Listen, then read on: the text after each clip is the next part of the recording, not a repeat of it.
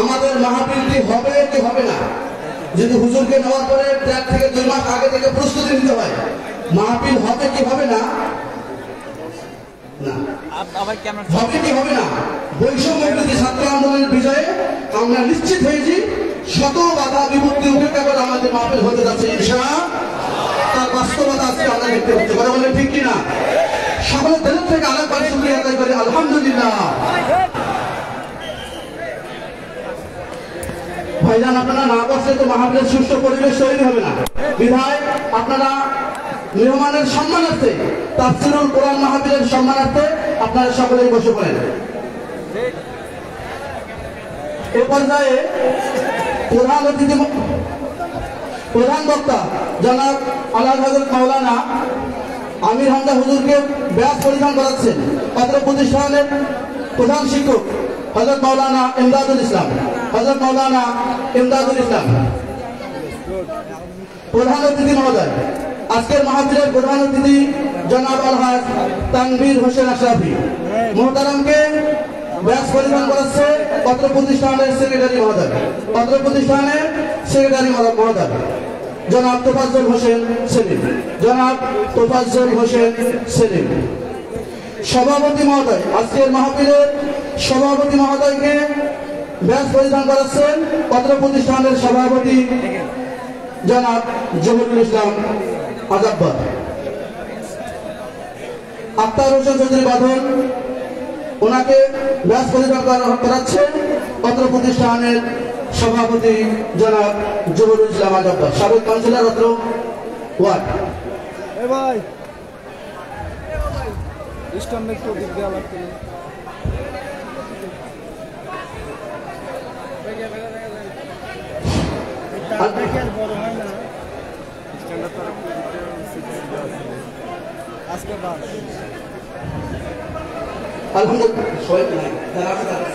আলহামদুলিল্লাহ, বিশেষ অতিথির মতো উপস্থিত রয়েছেন জনাব মোহাম্মদ কাজী মোহাম্মদ উবায়দুল হক, আলহাজ কাজী মোহাম্মদ উবায়দুল হক, ওনাকে ব্যাস পরিধান করাচ্ছেন অত্র প্রতিষ্ঠানের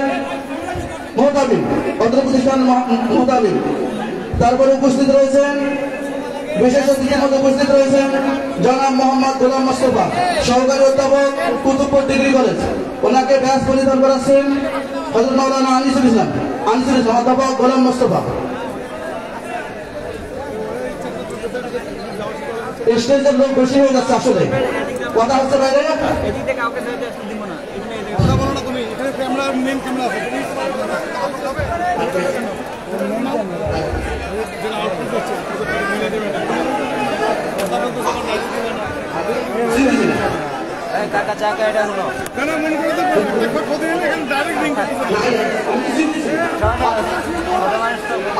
আলহামদুলিল্লাহ, আমরা এবার জনাব মোহাম্মদ আলমগীর হোসেন, হাফেজ মাওলানা আলমগীর হোসেন বেশ পরিধান করাচ্ছেন অত্র প্রতিষ্ঠানের অর্থ সম্পাদক ভাই মোহাম্মদ আনোয়ার ভাই। আলহামদুলিল্লাহ, এই পর্যায়ে অত্র প্রতিষ্ঠান থেকে 10টি ছেলে কালামুল্লাহ শরীফ হেফজ করেছেন।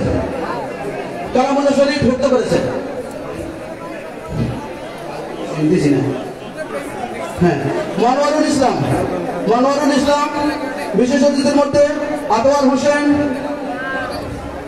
জনাব মোহাম্মদ তৌহিদুল ইসলাম ইঞ্জিনিয়ার, জনাব মোহাম্মদ বানিউল আদম বাবু, জনাব মোহাম্মদ আলতাফ হোসেন, জনাব মোহাম্মদ সাদমান হোসেন শোভন, জনাব মোহাম্মদ আলহাজ হাফেজ মাওলানা মোহাম্মদ কাজী মাহবুবুর রহমান, জনাব মোহাম্মদ ইউনুস আলী, জনাব মোহাম্মদ আজহার আলী শাহ।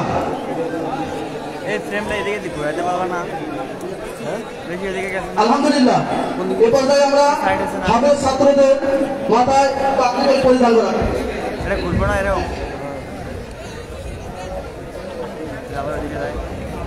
প্রথমেই পাগড়ি পরিধান করতে আসছে হাফেজ মোহাম্মদ ইমরান ইসলাম, পিতা মোহাম্মদ জুলফিকার আলী, গ্রাম সাহেবপাড়া, পোস্ট লালমনিরহাট, থানা লালমনিরহাট, জেলা লালমনিরহাট। তাড়াতাড়ি করতে হবে। দ্বিতীয়তে আসবে দ্বিতীয়তে আসবেন হাফেজ মোহাম্মদ জাহিদুল ইসলাম, পিতা মোহাম্মদ নাজিরুল ইসলাম, গ্রাম ছোটমোটকপুর, পোস্ট মমিনপুর, থানা কোতোয়ালি, জেলা রংপুর।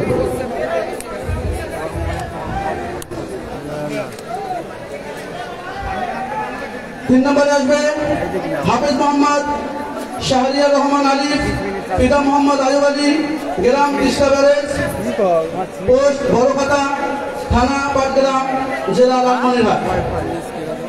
চতুর্থ নম্বরে আসবেন হাফেজ মোহাম্মদ লিমন মিয়া, পিতা মৃত শফিকুল ইসলাম, গ্রাম সোল্লাপাড়া, পোস্ট গাজগালি, থানা গঙ্গাচড়া, রংপুর।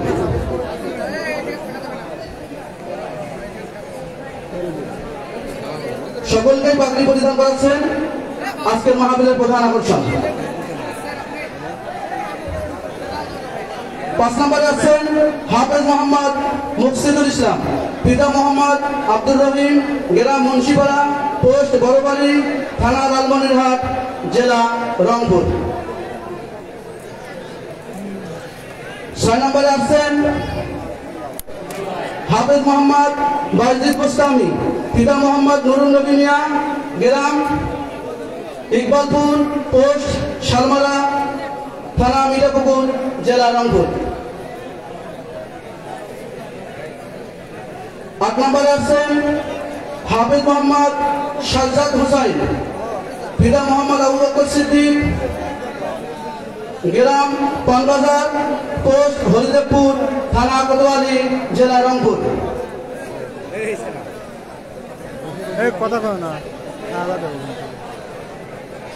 খাও খাও।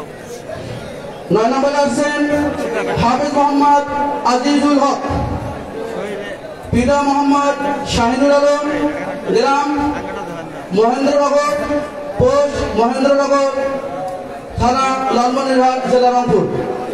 10 নম্বরে আছেন হাফেজ মোহাম্মদ আতিকুল ইসলাম, পিতা মোহাম্মদ মশিউর রহমান, গ্রাম পূর্ব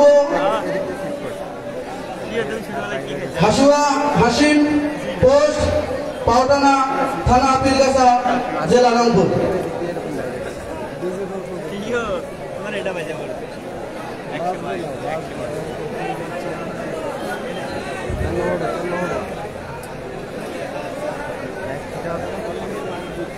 লাইভ কি দেবো কি বলো দরকার আছে লাইভ দিয়ে দিবে না হাফেজ দায়ের মধ্য থেকে আমরা একজনের পক্ষ থেকে কালামুল্লাহ শরীফ তেলাওয়াত শুনবো। কালামুল্লাহ শরীফ থেকে তেলাওয়াত নিয়ে আসছেন হাফেজ আব্দুল আজিজ। আসসালামু আলাইকুম ওয়া রাহমাতুল্লাহ। أعوذ بالله من الشيطان الرجيم. بسم الله الرحمن الرحيم. والسماء بنيناها بأيد وإنا لموسعون. والأرض فرشناها فنعم الماهدون. ومن كل شيء خلقنا زوجين لعلكم تذكرون. ففروا إلى الله إني لكم منه نذير مبين. صدق الله مولانا العظيم. السلام عليكم ورحمة الله وبركاته. আলহামদুলিল্লাহ। জি সম্মানিত উপস্থিতি, প্রাণপ্রিয় তাওহীদি জনতা, এখনো আমরা ডান দিকের আওয়াজটা বন্ধ করতে পারি না। আপনাদের অনুরোধ করে বলি, স্বেচ্ছাসেবক শ্রোতা যারা আছেন মেহেরবানি করে নিজেই স্বেচ্ছাসেবক হয়ে যান। আমরা নিজ থেকে একটু দায়িত্বশীল হয়ে যাই। এই মুহূর্তে আপনাদের সামনে 2 মিনিটের মধ্যে সংক্ষিপ্ত বক্তব্য নিয়ে আসছেন আজকের এই মাহফিলের প্রধান পৃষ্ঠপোষক মাদ্রাসার সম্মানিত মুহতামিম হাফেজ হযরত মাওলানা ইমদাদুল হক সংক্ষিপ্ত কথা বলার জন্য তাকে অনুরোধ করছি। আলহামদুলিল্লাহ ওয়া কাফা ওয়া সালামুন আলা ইবাদিহি আল্লাযীনা ইসতাফা। আউযু বিল্লাহি মিনাশ শাইতানির রাজীম। বিসমিল্লাহির রাহমানির রাহিম। পার্বতীপুর জনপদালী নুরানী একাডেমি ও হাফিজা মাদ্রাসা কর্তৃক আয়োজিত ঐতিহাসিক কোরআন মাহফিলের সম্মানিত প্রধান আকর্ষণ আন্তর্জাতিক খ্যাতি সম্পন্ন মুফাসসির কোরআন হযরত মাওলানা মুফতি আমির হামজা সাহেব, আজকের মাহফিলের সম্মানিত প্রধান অতিথি, বিশেষ অতিথিবৃন্দ, কার্যনির্বাহী পরিষদের সম্মানিত সদস্যবৃন্দ, আমার সহকারী শিক্ষকবৃন্দ, উপস্থিত সম্মানিত সুধীবৃন্দ, পর্দার আড়ালের মা ও বোনেরা, আসসালামু আলাইকুম ওয়া রাহমাতুল্লাহি ওয়া বারাকাতুহু। মহান মাহবুবের দরবারে শুকরিয়া জ্ঞাপন করি যিনি আমাদেরকে আপনাদের সহযোগিতায় এত বিশাল একটা প্রোগ্রাম করার এবং শোনার জন্য আসার তৌফিক দিয়েছেন, বলি আলহামদুলিল্লাহ। আমাদের আহ্বানে দাওয়াতে সাড়া দিয়ে আপনারা উপস্থিত হয়েছেন, এজন্য মাদ্রাসার পক্ষ থেকে আপনাদেরকে মোবারকবাদ জ্ঞাপন করছি। সম্মানিত উপস্থিতি, আপনাদের সাহায্য সহযোগিতায় এই প্রতিষ্ঠান দিনে দিনে অবস্থায় উপনীত হয়েছে। আমরা গত বছর মাহফিল করে আপনাদেরকে বলেছিলাম যে আমরা এই পাশের মাঠটা কিনবো, এটা আমাদের কেনা সম্পন্ন হয়েছে। এবারে মাহফিলের মাধ্যমে আমরা এই যে সামনে আপনারা যারা বসে আছেন, এটা মাদ্রাসার জায়গা নয়, এই জায়গাটা আমরা কিনতে ইচ্ছা পোষণ করেছি। আমরা চিন্তা করেছি যে এই জায়গাটা আমরা কিনবো ইনশাআল্লাহ। তো আপনারা যদি ইতিপূর্বে যেভাবে সাহায্য সহযোগিতা করে এসেছেন, ভবিষ্যতেও যদি সাহায্য সহযোগিতা এভাবে অব্যাহত রাখেন, বিশেষ করে এই জমি কেনার ব্যাপারে আপনাদের সকলের সার্বিক সহযোগিতা কামনা করে সকলের সুস্বাস্থ্য এবং দীর্ঘায়ু কামনা করে বিশেষ করছি। আসসালামু আলাইকুম ওয়া রাহমাতুল্লাহি ওয়া বারাকাতুহু। প্রাণপ্রিয় তাওহীদি জনতা, আপনাদের সামনে ওয়াদা দিয়েছিলাম প্রধান অতিথির চেতনামূলক বক্তৃতা দেওয়া হবে ইনশাআল্লাহ। প্রধান বক্তা, প্রধান মুফাসসির, আমাদের কলিজার টুকরা, বীর বাঙালির হীরকখণ্ড মুফতি আমির হামজা ভাইয়ের অনুমতি সাপেক্ষে এই মুহূর্তের সংক্ষিপ্ত সময়ে কথা নিয়ে আসছেন বিশিষ্ট সমাজসেবক, বিশিষ্ট ব্যবসায়ী তানভীর হোসেন আশরাফি ভাই। তানভীর হোসেন আশরাফিকে তার সংক্ষিপ্ত বক্তব্য উত্থাপন করার জন্য অনুরোধ করছি।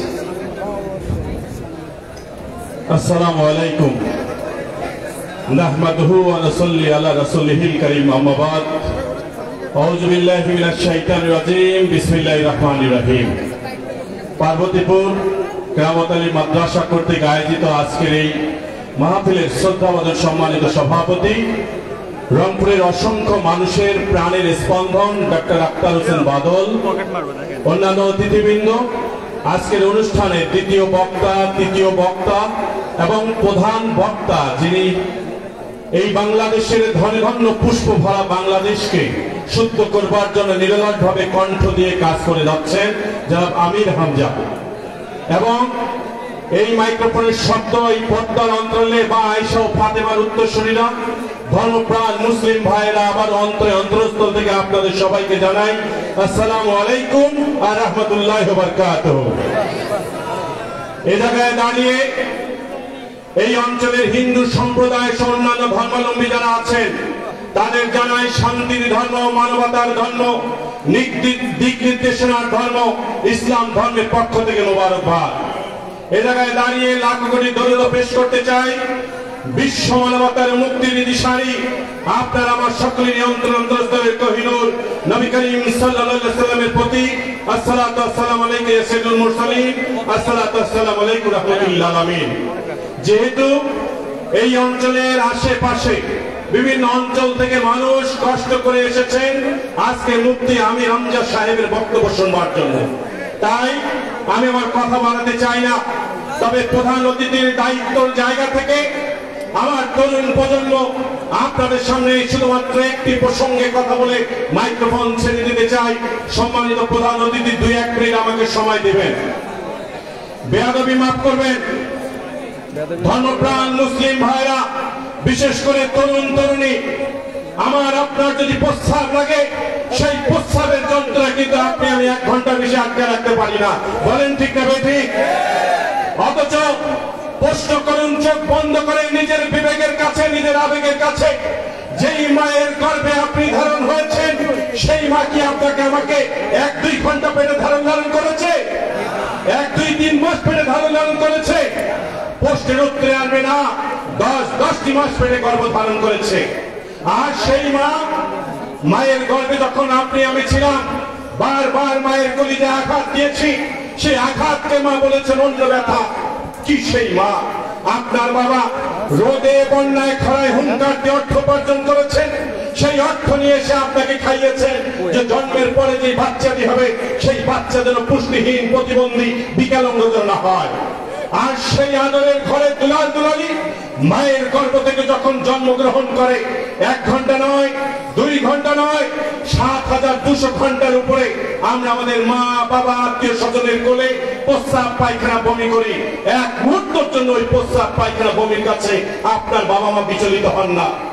আর সেই আদরের কোলে দুলাল দুলালি 16, 17, 18 বছরের টকটকে তরুণী হয়ে যাওয়ার পরে কি করছে? ওই পশ্চাতের অফিস সংস্কৃতির করাল গ্রাসে আসক্ত হয়ে স্টার বাংলা, জি বাংলা নামক সিনেমা দেখতে দেখতে নিজের সতীর্থ স্বকীয়তাকে পরপুরুষের হাতে তুলে দিচ্ছে। আমার ভাইটি কি করছে? কলেজে, বিশ্ববিদ্যালয়ে গিয়ে অমুক ভাই জিন্দাবাদ করতে করতে অস্ত্রের ঝঞ্ঝনের মধ্য দিয়ে মানুষের জীবন এবং নিজের জীবনকে বিলিয়ে দিচ্ছে। আজকে তাই এই আবু সাইদের বাংলায়, এই মুগ্ধর বাংলায়, স্নিগ্ধ কোমল রূপসী এই বাংলায় আপনাদের সবাইকে প্রতিশ্রুতিবদ্ধ হতে হবে, যেই বাংলায় যদি কোনো আঘাত আসে, খালিদ বিন ওয়ালিদের মতো সাহসী যোদ্ধা হয়ে সমস্ত অপশক্তিকে পদতলে গুলিয়ে দিয়ে শান্তির সঙ্গে নির্ভর হওয়া। তরুণ ভাইরা, আমি যেহেতু তরুণ, আমার বয়স এখনো 40 হয় নাই, তোমাদেরকে বলছি, যদি তোমার পার্শ্ববর্তী কোন বোন মুমূর্ষু অবস্থায় রক্তের অভাবে যদি মেডিকেলের বিছানায় কাতরায়, তুমি তোমার রক্ত দিয়ে সেই বোনের পাশে গিয়ে দাঁড়াবা। আজকে তোমাদেরকে অনুরোধ করছি, যদি এই অঞ্চলে অ্যাম্বুলেন্স পাওয়া না যায়, আমরা আমাদের পিঠে করে হলেও তাকে, বৃদ্ধ বাবাকে আমরা মেডিকেলের বিছানায় পাঠাবো। যদি কোথাও আগুন লাগে, ফায়ার ব্রিগেডের গাড়ি আসবার পূর্বে আমার এই তরুণ ভাইরা প্রস্তুত থাকবে সেই আগুনকে নিভানোর জন্য। আর আমার ইউটিউবের হাজার হাজার লক্ষ টাকা বিনিয়োগ করা ক্যামেরা ভাইরা, আমি আপনাদের কাছে করজোড়ে অনুরোধ করব, শুধুমাত্র আপনার ভিউ বাড়ানোর জন্য, আপনার শুধু পাবলিসিটি বাড়ানোর জন্য, শুধুমাত্র নেগেটিভিটি না ছড়িয়ে এই সমাজের সভ্যতায়, গ্রামে গঞ্জে লোকালয়ে যেই ভাইটি, যেই বোনটি সম্ভাবনাময় হয়ে উঠেছে, তাকেও আপনারা তুলে ধরবার চেষ্টা করবেন। আমি কথা বাড়াতে চাই না, সবাই ভালো থাকুন, সুস্থ থাকুন। হাব্বুল ওয়াতানি মিনাল ঈমান, অর্থাৎ দেশপ্রেম হচ্ছে ঈমানের অঙ্গ। দেশের প্রয়োজনে, জাতির প্রয়োজনে অনন্ত প্রহরীর মতো আমরা তরুণ তরুণী বাংলাদেশকে পাহারা দিব। সবাই ভালো থাকবো, সুস্থ থাকবো। আজকের পর থেকে আমরা আমাদের জন্মদাতা বাবা এবং মায়ের সঙ্গে খারাপ আচরণ করবো না, প্রাণ ভরে ভালোবাসবো, দেশকে ভালোবাসবো। কারা কারা তাদের হাত তুলে দেখতে চাই। সবাই ভালো থাকুন, সুস্থ থাকুন। ওয়াকির দান আলহামদুলিল্লাহি রাব্বিল আলামিন। আসসালামু আলাইকুম ওয়া রাহমাতুল্লাহি ওয়া বারাকাতুহু। লিল্লাহি তাকবীর। ভাই বলছে ঘোষণা লাগবে না, কিন্তু আমাদের তো মনে আগুন আছে, ঠিক কিনা কোন? সেই আগুনগুলো ওনার ঘোষণা দেওয়ার মাধ্যমে নিবানোর চেষ্টা করি। কথা আমার ঠিক না? এইখানে আনার জন্য আমি নিজেও ভাইয়ের সাথে যোগাযোগ করেছি, 2025 সালেও হবে না ভাই। যাই হোক, যে কোনো উপায়ে ইদ্রিস আলী জিহাদি নিয়ে এসছে, আলহামদুলিল্লাহ ভাইকে পেয়েছি। এই মুহূর্তে আপনাদের সামনে গুরুত্বপূর্ণ তাকরীর পেশ করছেন সারা পৃথিবীর বিশ্বনন্দিত মুফাসসিরে কোরআন, বাতিলের আতঙ্ক, স্বৈরতন্ত্রের মূলোৎপাটনকারী, তরুণদের অহংকার, যুবকদের আইডল, বিশিষ্ট আলেমে দ্বীন মুফাসসিরে কোরআন হযরত মাওলানা মুফতি আমির হামজা,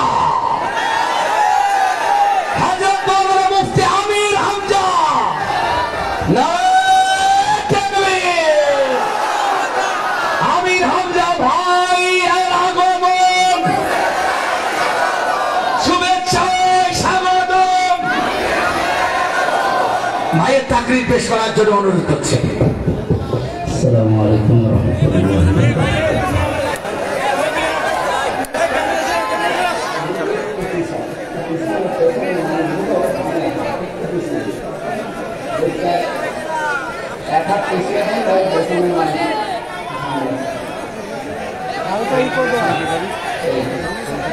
এই যে খালি যদি আর কেউ ধরে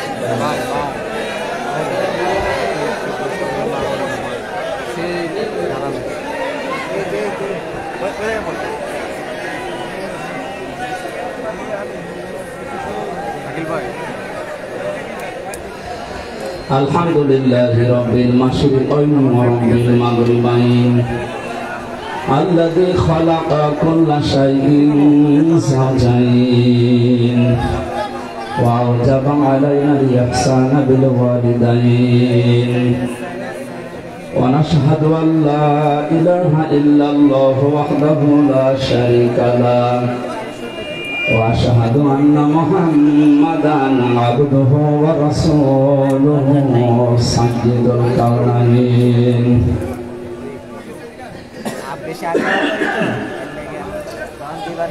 صلى الله عليه وعلى آله وصحبه وأتباعه أجمعين ليلا ونهارا في الطرفين فقد قال الله تعالى في كلامه المجيد وبرهانه التوحيد أعوذ بالله من الشيطان الرجيم بسم الله الرحمن الرحيم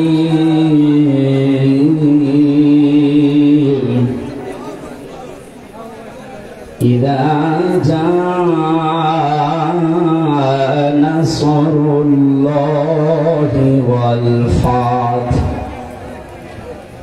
ورأيت الناس يدخلون في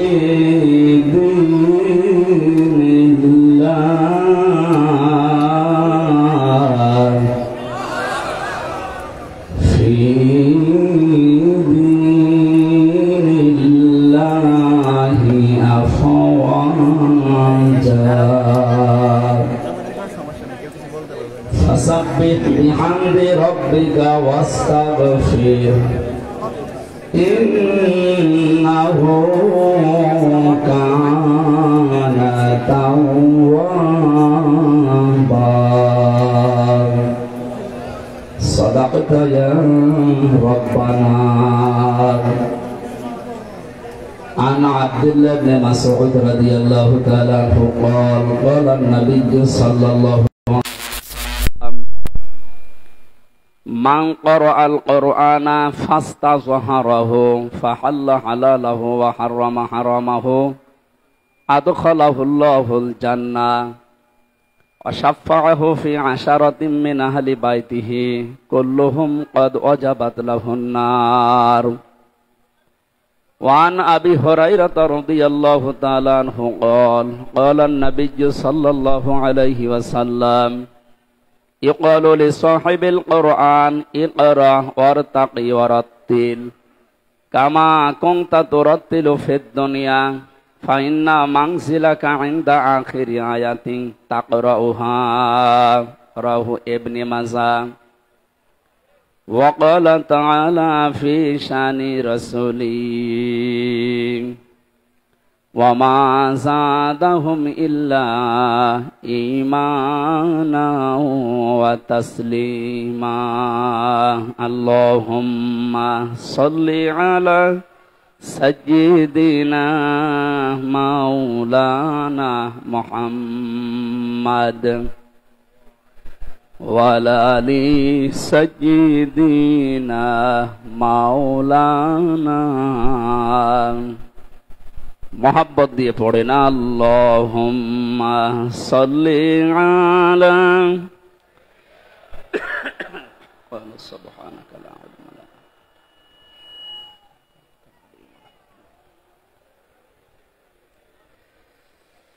কত ব্যথা কত ভাবে সয়েছ যে তুমি, তোমারি খুনে লাল তায়েফের ভূমি।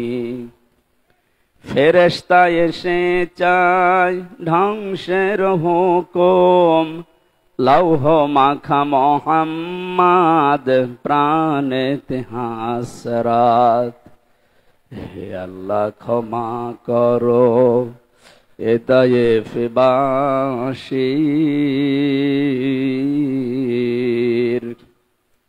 এরা বোঝেনি তো আমি যে মোহাম্মদ, হৃদয়ে মোহাম্মদ।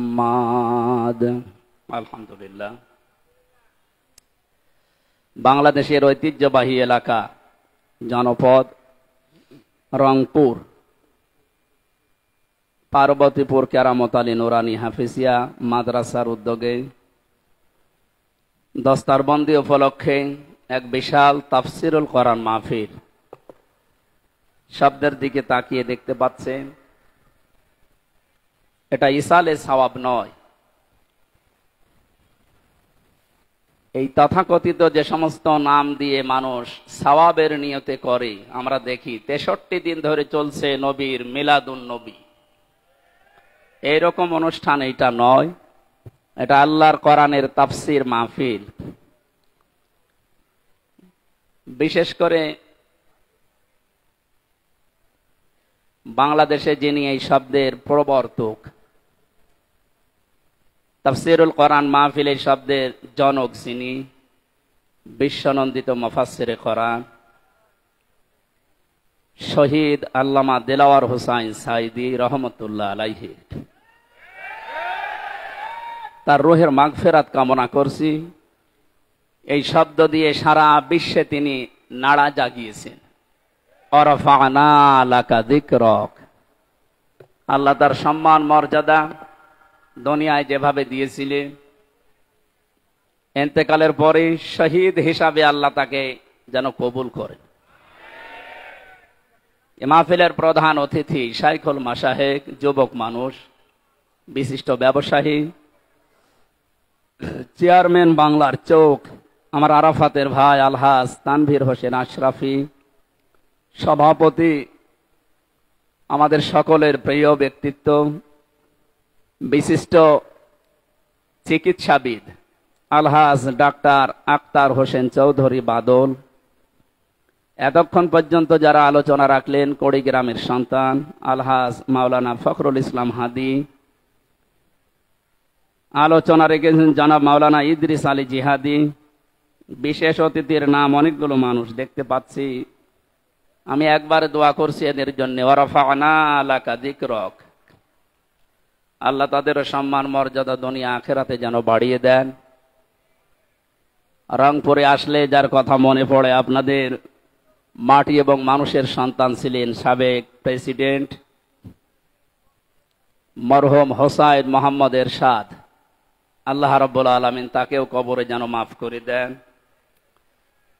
এ জেলায় আসলে আমাদের মাজলিসুল মুফাসসিরিন বাংলাদেশ আলেমদের একটা সংগঠন আছে, তার কেন্দ্রীয় কমিটির সেক্রেটারি জেনারেল আপনাদের রংপুরের সন্তান আলহাজ মাওলানা নুরুল আমিন ভাইয়ের জন্য দোয়া চাচ্ছি। মঞ্চে বসা আছেন আমার বন্ধুবর মাওলানা আব্দুল মমিন, অন্যান্য ওলামা ইকরাম, আমি ওনাদের নাম জানি না।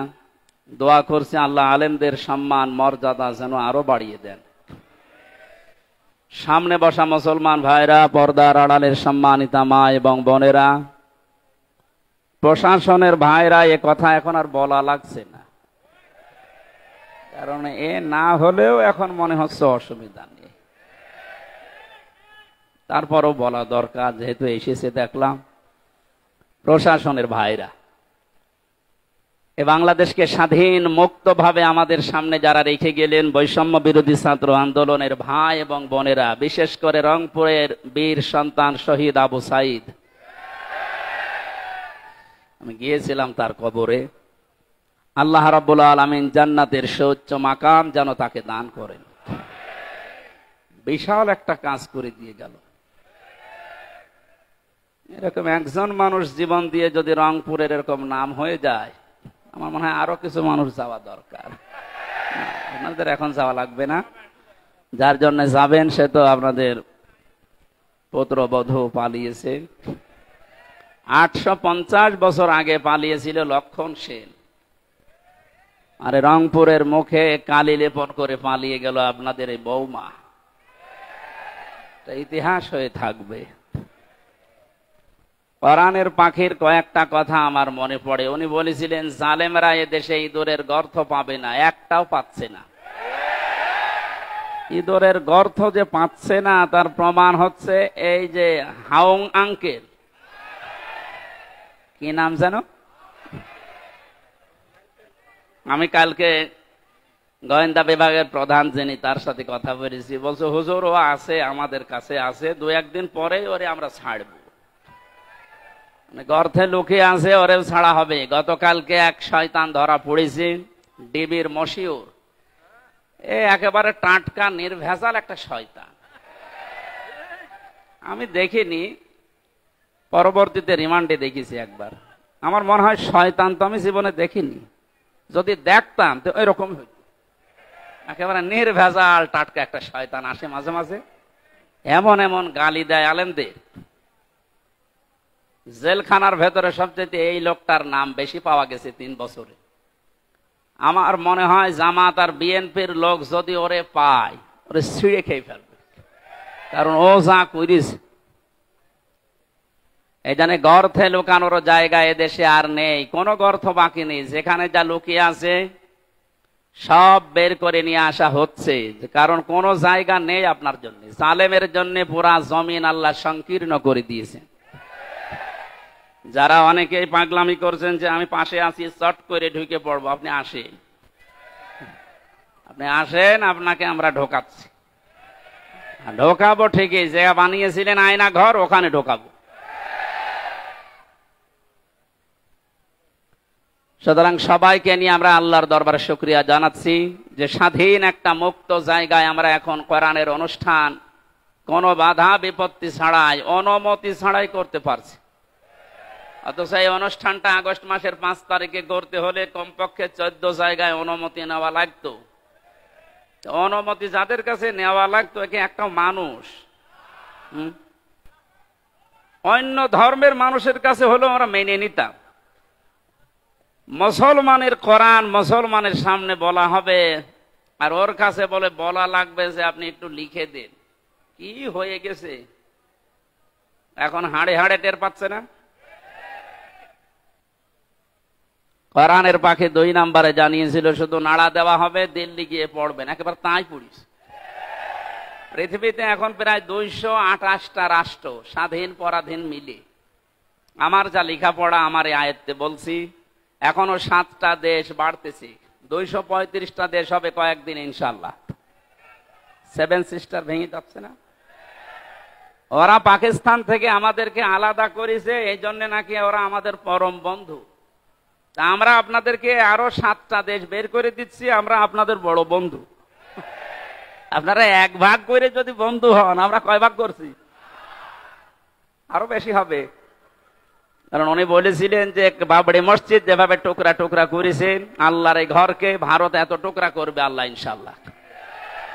অত টুকরা হলেও অসুবিধা নেই। অনেকে মনে করে তাহলে রাষ্ট্র হয়ে যাবে এক জেলার মতো। সিঙ্গাপুরে গেলাম, এই মাথা থেকে ওই মাথা মাত্র 43 কিলোমিটার। মাত্র 43 কিলোমিটার যদি একটা দেশ হয়, ভারতের তো 100টা দেশ হওয়া দরকার। হবে ইনশাআল্লাহ। তাহলে ভারতে আমার মনে হয় যেভাবে বাড়তেছে দেশ, 235টাও থাকবে না, 335টা হয়ে যাবে।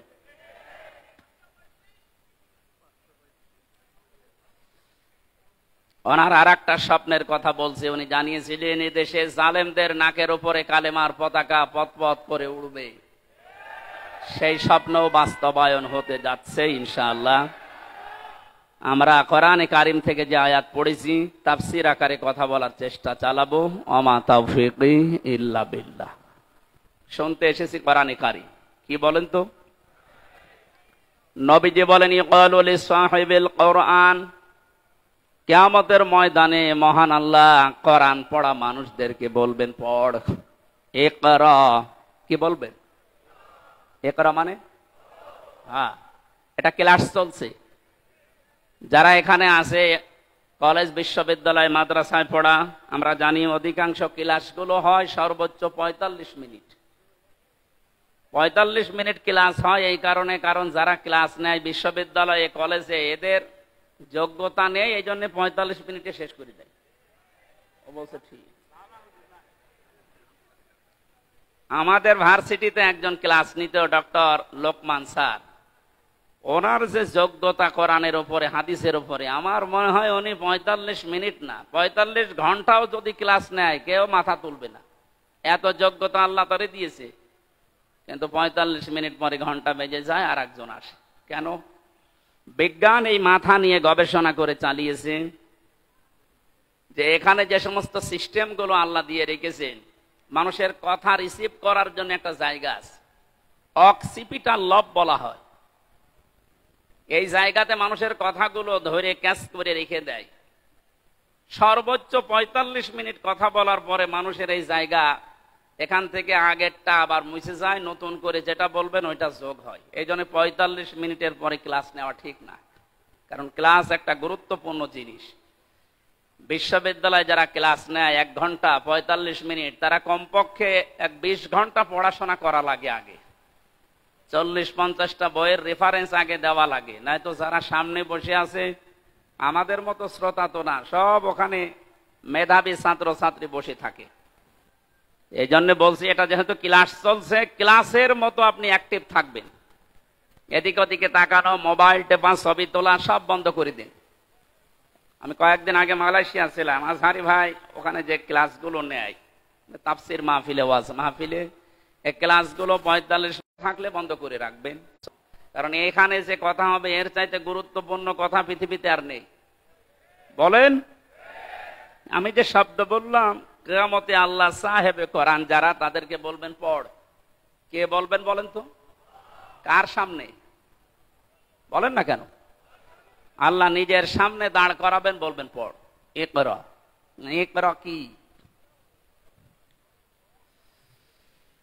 কোরআন শরীফের ভেতরে ইকরা শব্দের অর্থ আমি পেয়েছি প্রধানত 4টা। কোন মানুষ যদি কোরআন পড়তে চায়, কমপক্ষে 4টা শর্ত তাকে মানা লাগবে। আল্লাযীনা আতাইনাহুমুল কিতাবা ইয়াতলুনাহু হাক্কা তিলাওয়াতি উলাইকা ইউমিনুনা বিহি ওয়া মান ইয়াকফুর বিহি ফাউলাইকা হুমুল খাসিরুন। সূরা বাকারা 121 নম্বর আয়াতে আছে, আল্লাহ পাক বলেন, যাদেরকে আমি কিতাব কোরআনে কারিম দিয়েছি, তারা তেলাওয়াত করলে কিতাবকে হক আদায় করে তেলাওয়াত করে। কি আদায় করে? তাহলে কোরআন যারা পড়বে তারা যেন হক আদায় করে পড়ে। উলাইকা ইউমিনুনা বি, আর এই মানুষগুলো, এই যে আল্লাহ পাক মনে হচ্ছে তার কুদরতির আঙ্গুল এইভাবে ইঙ্গিত দিয়ে, ইশারা দিয়ে জানিয়েছে, রংপুরের পার্বতীপুরে এই মানুষগুলো যারা এখন শুনছে, পড়ছে, আমরা এখন আল্লাহর কুদরতি হাতের নিচে আছি, উনি যেন আমাদেরকে ইঙ্গিত দিচ্ছে যে এই মানুষগুলো, উলাইকা ইউমিনুনা বি, এরাই আমার কোরআনে বিশ্বাসী। ওয়া মান ইয়াকফুর বিহি, এখন যে ব্যাখ্যাটা বলবো এর ভেতরে যদি আপনার পড়া না মেলে, ফাউলাইকা হুমুল খাসিরুন, ওই মানুষটা আমার কোরআনে বিশ্বাসও করে না, তারা ক্ষতিগ্রস্ত। বলেন নাউজুবিল্লাহ। শিক্ষিত মানুষ যারা আছেন এবার মিলাবেন, কোরআন যদি কেউ হক আদায় করে পড়ে, সে আল্লাহর কোরআনে বিশ্বাসী। হক আদায় করে না পড়লে সে আল্লাহর কোরআনে বিশ্বাসী না। কোরআন যারা বিশ্বাস করে না তারা কাফের। এই কথা বলছে না কেন? 4টা শর্তের প্রথম হচ্ছে আপনাকে তেলাওয়াত করা লাগবে শুদ্ধ করে। বাংলাদেশে একটা সমস্যা হয়ে দাঁড়িয়েছে, 100 জনের 95 জন কোরআন শরীফ শুদ্ধ করে পড়তে পারে না। প্রথমটায় তো ধরা খেয়ে যাচ্ছি আমরা। এজন্য শিক্ষা ব্যবস্থা যেখানে যেটা আছে, সে মাদ্রাসার নাম হোক, স্কুলের নাম হোক, মডেল নাম হোক, কিন্ডারগার্টেন হোক, যাই হোক, এখানে 100 মার্কের কোরআনে কারিম আমরা বাধ্যতামূলক চাই। আমরা কোরআনে কারিম হক আদায় করে পড়তে হলে এটা শুদ্ধ করে পড়ার নিয়ম করতে হবে। শিক্ষা ব্যবস্থায় 15.5 বছরে এমন ভাবে ধ্বংস করে দিয়েছে, আমি একটা একটা করে পয়েন্ট আকারে বলতে গেলে আপনি এখনই উঠে দাঁড়িয়ে পড়বেন। এই জন্য আমরা যেখানে যে প্রতিষ্ঠান গড়ে তুলছি, আজকের এই যে নোরানি ক্যাডেট হাফেজিয়া মাদ্রাসা, এখানে আমি জানি শুদ্ধ করে পড়ানো হয়। আরাতিলিল কোরআন তারতিলা, আল্লাহ পাক বলেন কোরআন পড়তে হলে স্পষ্টভাবে, সহি শুদ্ধভাবে, তারতিলের সাথে থেমে থেমে পড়ো। এ নির্দেশ কার? তাহলে আমরা প্রথম বুঝলাম, 1 নম্বরে যদি কেউ কোরআন পড়তে চায় হক আদায় করে, তাকে শুদ্ধ করে পড়া লাগবে। 2 নম্বরে শুধু শুদ্ধ করে পড়লেই হবে না, এটা আপনাকে বুঝতে হবে। ফেরাউন তার রাজত্বে নিজেকে খোদা দাবি করার জন্য যে পয়েন্টগুলো সামনে এনেছিল, সেটার 2য় পয়েন্ট ছিল এই, আসমানি কিতাব জনগণকে বুঝতে দেওয়া যাবে না। আমার মনে হয় 1000 বছর পর অনেকেই হামানের মতো মন্ত্রীর পরামর্শে, উপদেষ্টাদের পরামর্শে, লেডি ফিরাউন দুনিয়ায় যারা এসেছিল, তারাও আল্লাহর আসমানি কিতাব কোরআনে কারিমকে বোঝার পথ বন্ধ করে দিচ্ছিল। মানে দিয়েছে। কোরআন বোঝার মতো কোন ইনস্টিটিউট দেশে খোলা হয় না, কোরআন গবেষণা করার মতো কোন প্রতিষ্ঠান দেশে বানানো হয় না। লালনের জীবনী গবেষণা করার জন্য একাডেমি বানিয়েছে। লালন গবেষণাগার বানানো হয় এদেশে, লালন একাডেমি তৈরি করা হয়, অথচ কোরআনের একটা শব্দ নিয়ে আপনি চিন্তা ভাবনা করে নতুন কোন তথ্য বের করবেন, সেরকম কোন প্রতিষ্ঠান এদেশে নেই। দুঃখজনক হলেও সত্য, আমরা 96% মুসলমান। কত ভাগ? 96%। 96% আমাদের দরকার নেই। গত পরশুদিনের আন্তর্জাতিক একটা রিপোর্ট পেয়েছি, এদেশে এখন 100 জনের 14 জন মানুষ যারা বিদায় নিয়েছে, জালেম স্বৈরাচারী, এদের পক্ষে এখনো পর্যন্ত সাফাই গাচ্ছে। 100 জনের জবান খোলেন না কেন? 100 জনের 28 জন এখনো পর্যন্ত যে কোনো কায়দায় থালা হাতে নেওয়ার চেষ্টায় আছে। সে যেভাবেই হোক, থালা দেন, থালা নিয়ে কি করবেন? আগস্ট মাসের 5 তারিখের পর থেকে আজকের এই সেপ্টেম্বরের 21 পর্যন্ত আমরা একটা জরিপ দেখতে পাচ্ছি, যারা এখনই খাবো খাবো বলছে, তারা কিন্তু তাদের চরিত্রের বহিঃপ্রকাশ এই 1 মাস 15 দিনে ঘটিয়ে ফেলেছে। আনন্দের সংবাদে জরিপের শেষে লেখা আছে, এই দেশে 100 জনের 58 জন মানুষ এখন চাচ্ছে আল্লাহর আইন দেশে কায়েম হোক। ভাই কথা বোঝার চেষ্টা করেন ভাই, তাকবে পরে দিয়ে। যে মানুষগুলো চাচ্ছে দেশে 100 ভাগের 58 জন মানুষ আল্লাহর জমিনে আল্লাহর দিন কায়েম হয়ে যাক, তাহলে সে যার অধিকার ফিরে পাবে। তাদের মুখ দিয়েই শোনেন, তারা বলছে ভাই ওনাদেরকে একটু সময় দেন না কেন? কেবল মাত্র 15 বছরের, একদিন 2 দিন না, 15.5 বছরে সব উলট পালট করে রেখে গেছে। যারা দায়িত্ব নিয়েছে তাদের প্রতিদিনের বক্তব্য এটা যে হাত দেব কোথায়, যেখানে হাত দেয় সেখানে দুর্নীতি। একটা দেশ কত বড় দুর্নীতিগ্রস্ত হলে কেন্দ্রীয় মসজিদের ইমাম পর্যন্ত পালিয়ে যায়। এ চোরাই আবার কালকে এসেছিল, পিটানি খেয়ে বিদায় নিয়েছে।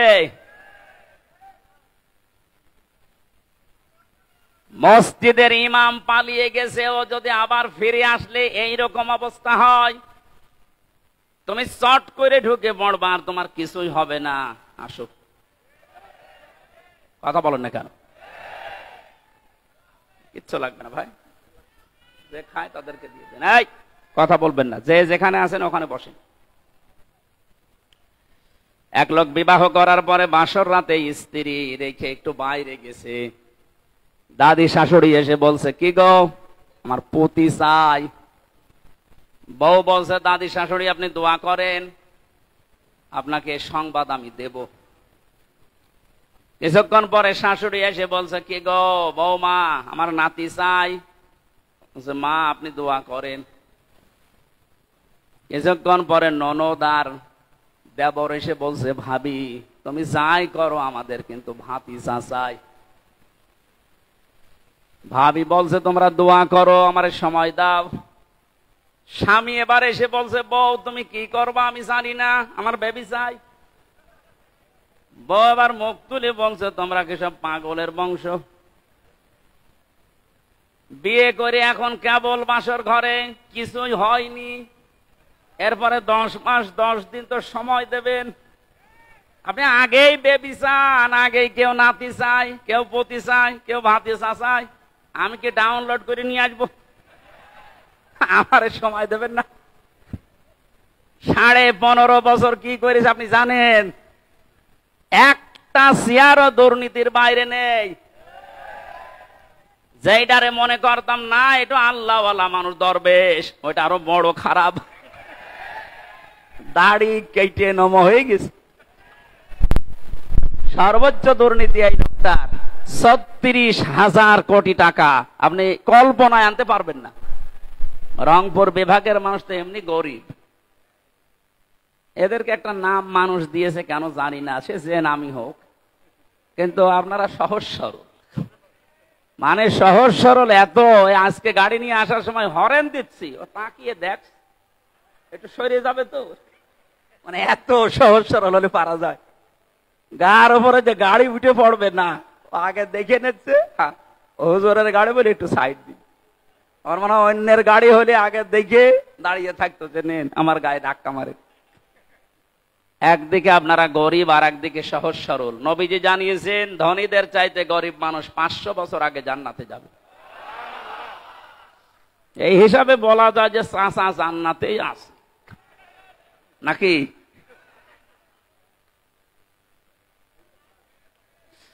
আমার ভাইরা যারা দায়িত্ব পেয়েছে সংস্কারের জন্য, যখন ছাত্ররা আপনাদের হাতে দিয়েছে, খুব তাড়াতাড়ি করেন, এদেশের কোন চেয়ার যেন বাকি না থাকে, সবগুলো সংস্কার করেন। কারণ এই জালেমদের দোসর এইগুলো।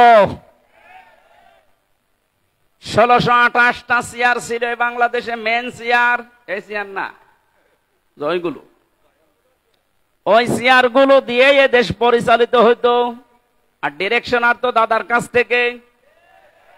সুতরাং আমরা চাই এদেশের এই 1628টা চেয়ারের একটা চেয়ারেও যেন কোনো জালেম না থাকে, জালেমের দোসররা না থাকে, সবগুলো সংস্কার করে নতুন মানুষ এনে বসান।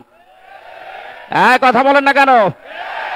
এটা করার জন্য আপনাকে সময় কিছুদিন দেওয়া লাগবে না, 10 মাস 10 দিন, নাই তো কি ফ্লাক্সি লোড করে নিয়ে আসবে। এখনই খালি বারবার যে দেন থালা, থালা দেন, থালা নিয়ে করবেন কি? এ অবস্থায় যদি আবার ছেড়ে দেয় তাহলে এই 15 বছরের মতো দিনের ভোট রাতি হয়ে যাবে।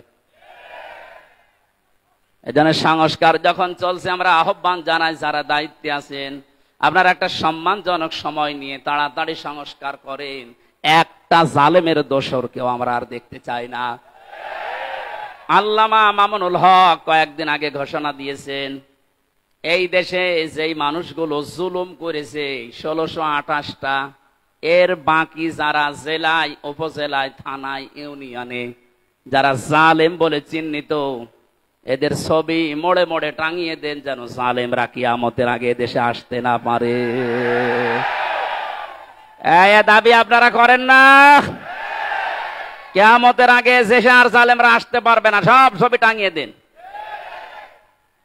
আসুক। চট করে ঢুকবে, আমরাও চট করে ধরবো, চট করে আর একেবারে আয়না ঘরে লাগিয়ে দেবো। যা, আমি 10 দিন ছিলাম মাত্র, এই আমার জীবন অতিষ্ঠ হয়ে গিয়েছিল। আর ব্যারিস্টার আরমান 8 বছর। আপনি ভাবতে পারেন কত বড় কঠিন জায়গা এটা। মুফতি ফখরুল ইসলাম আমার সাথে ছিল জেলখানায়। উনি বলছিল আমার যখন এই আয়না ঘরে নিয়ে যায়, মাটির নিচে এই পায়ের ভেতর দিয়ে হাত উপর দিয়ে দিয়ে সামনে যে রডের বেড়া দেওয়া আছে, এই রডের সাথে দিয়ে হাত তালা লাগিয়ে দিত। আপনি যেহেতু কায়দ হবেন না, সেই কায়দা নেই। আমারে বলতো, হামজা ভাই, আমার মাঝে মাঝে মনে হতো আল্লাহ হয় মরণ দাও, না একটু শোয়ার ব্যবস্থা করে দাও। এই যে শুয়ে থাকা, এটা যে কত বড় নিয়ামত আল্লাহর, আমি ওই কতদিনে টের পেয়েছি। হাত যদি শুধু বেঁধে রাখতো তাও তো ঘুমানো যায়। হাতে পায়ের ভেতর দেয়, সামনের দিকে রডের বেড়া ওর সাথে লাগিয়ে তালা লাগিয়ে দেয়। দেখ, 1.5 মিনিট সময় দেয় টয়লেট করার জন্য। আর খাবার যা দেয় মনে হয় কেউ মাখিয়ে রেখেছে, ওইটা এনে দেয়। খালে খান, না খেলে মরে যান। মানে মরে গেলে তো আর অসুবিধা নেই, কেউ তো জানে না যে ও আছে কিনা, এমনি মানুষ মরে যায়। আমার নাই ভেতরে কোরআন শরীফ ছিল, প্রতিনিয়ত আমি কোরআন শরীফ পড়তাম আর বিভিন্ন দৃশ্য ভুলে থাকতাম। কিন্তু যারা হাফেজ না, কোরআন শরীফ নেই, তাদের কি অবস্থায় 8টা বছর কেটেছে বলেন তো। আমার 3 বছরই যেতে চাই না, আমার ডায়াবেটিস হয়ে গেছে, অথচ আমার শরীর চলে না। এই শরীরে ডায়াবেটিস হলে মেনে নেওয়া যায়? কি কষ্ট দিয়েছিল ওই মানুষগুলোকে। আমার মনে হচ্ছে এই দেশের 18 কোটি মানুষ যদি এই জালেমকে মাফ করে দেয়, ব্যারিস্টার আরমানের বউ জীবনও মাফ করবে।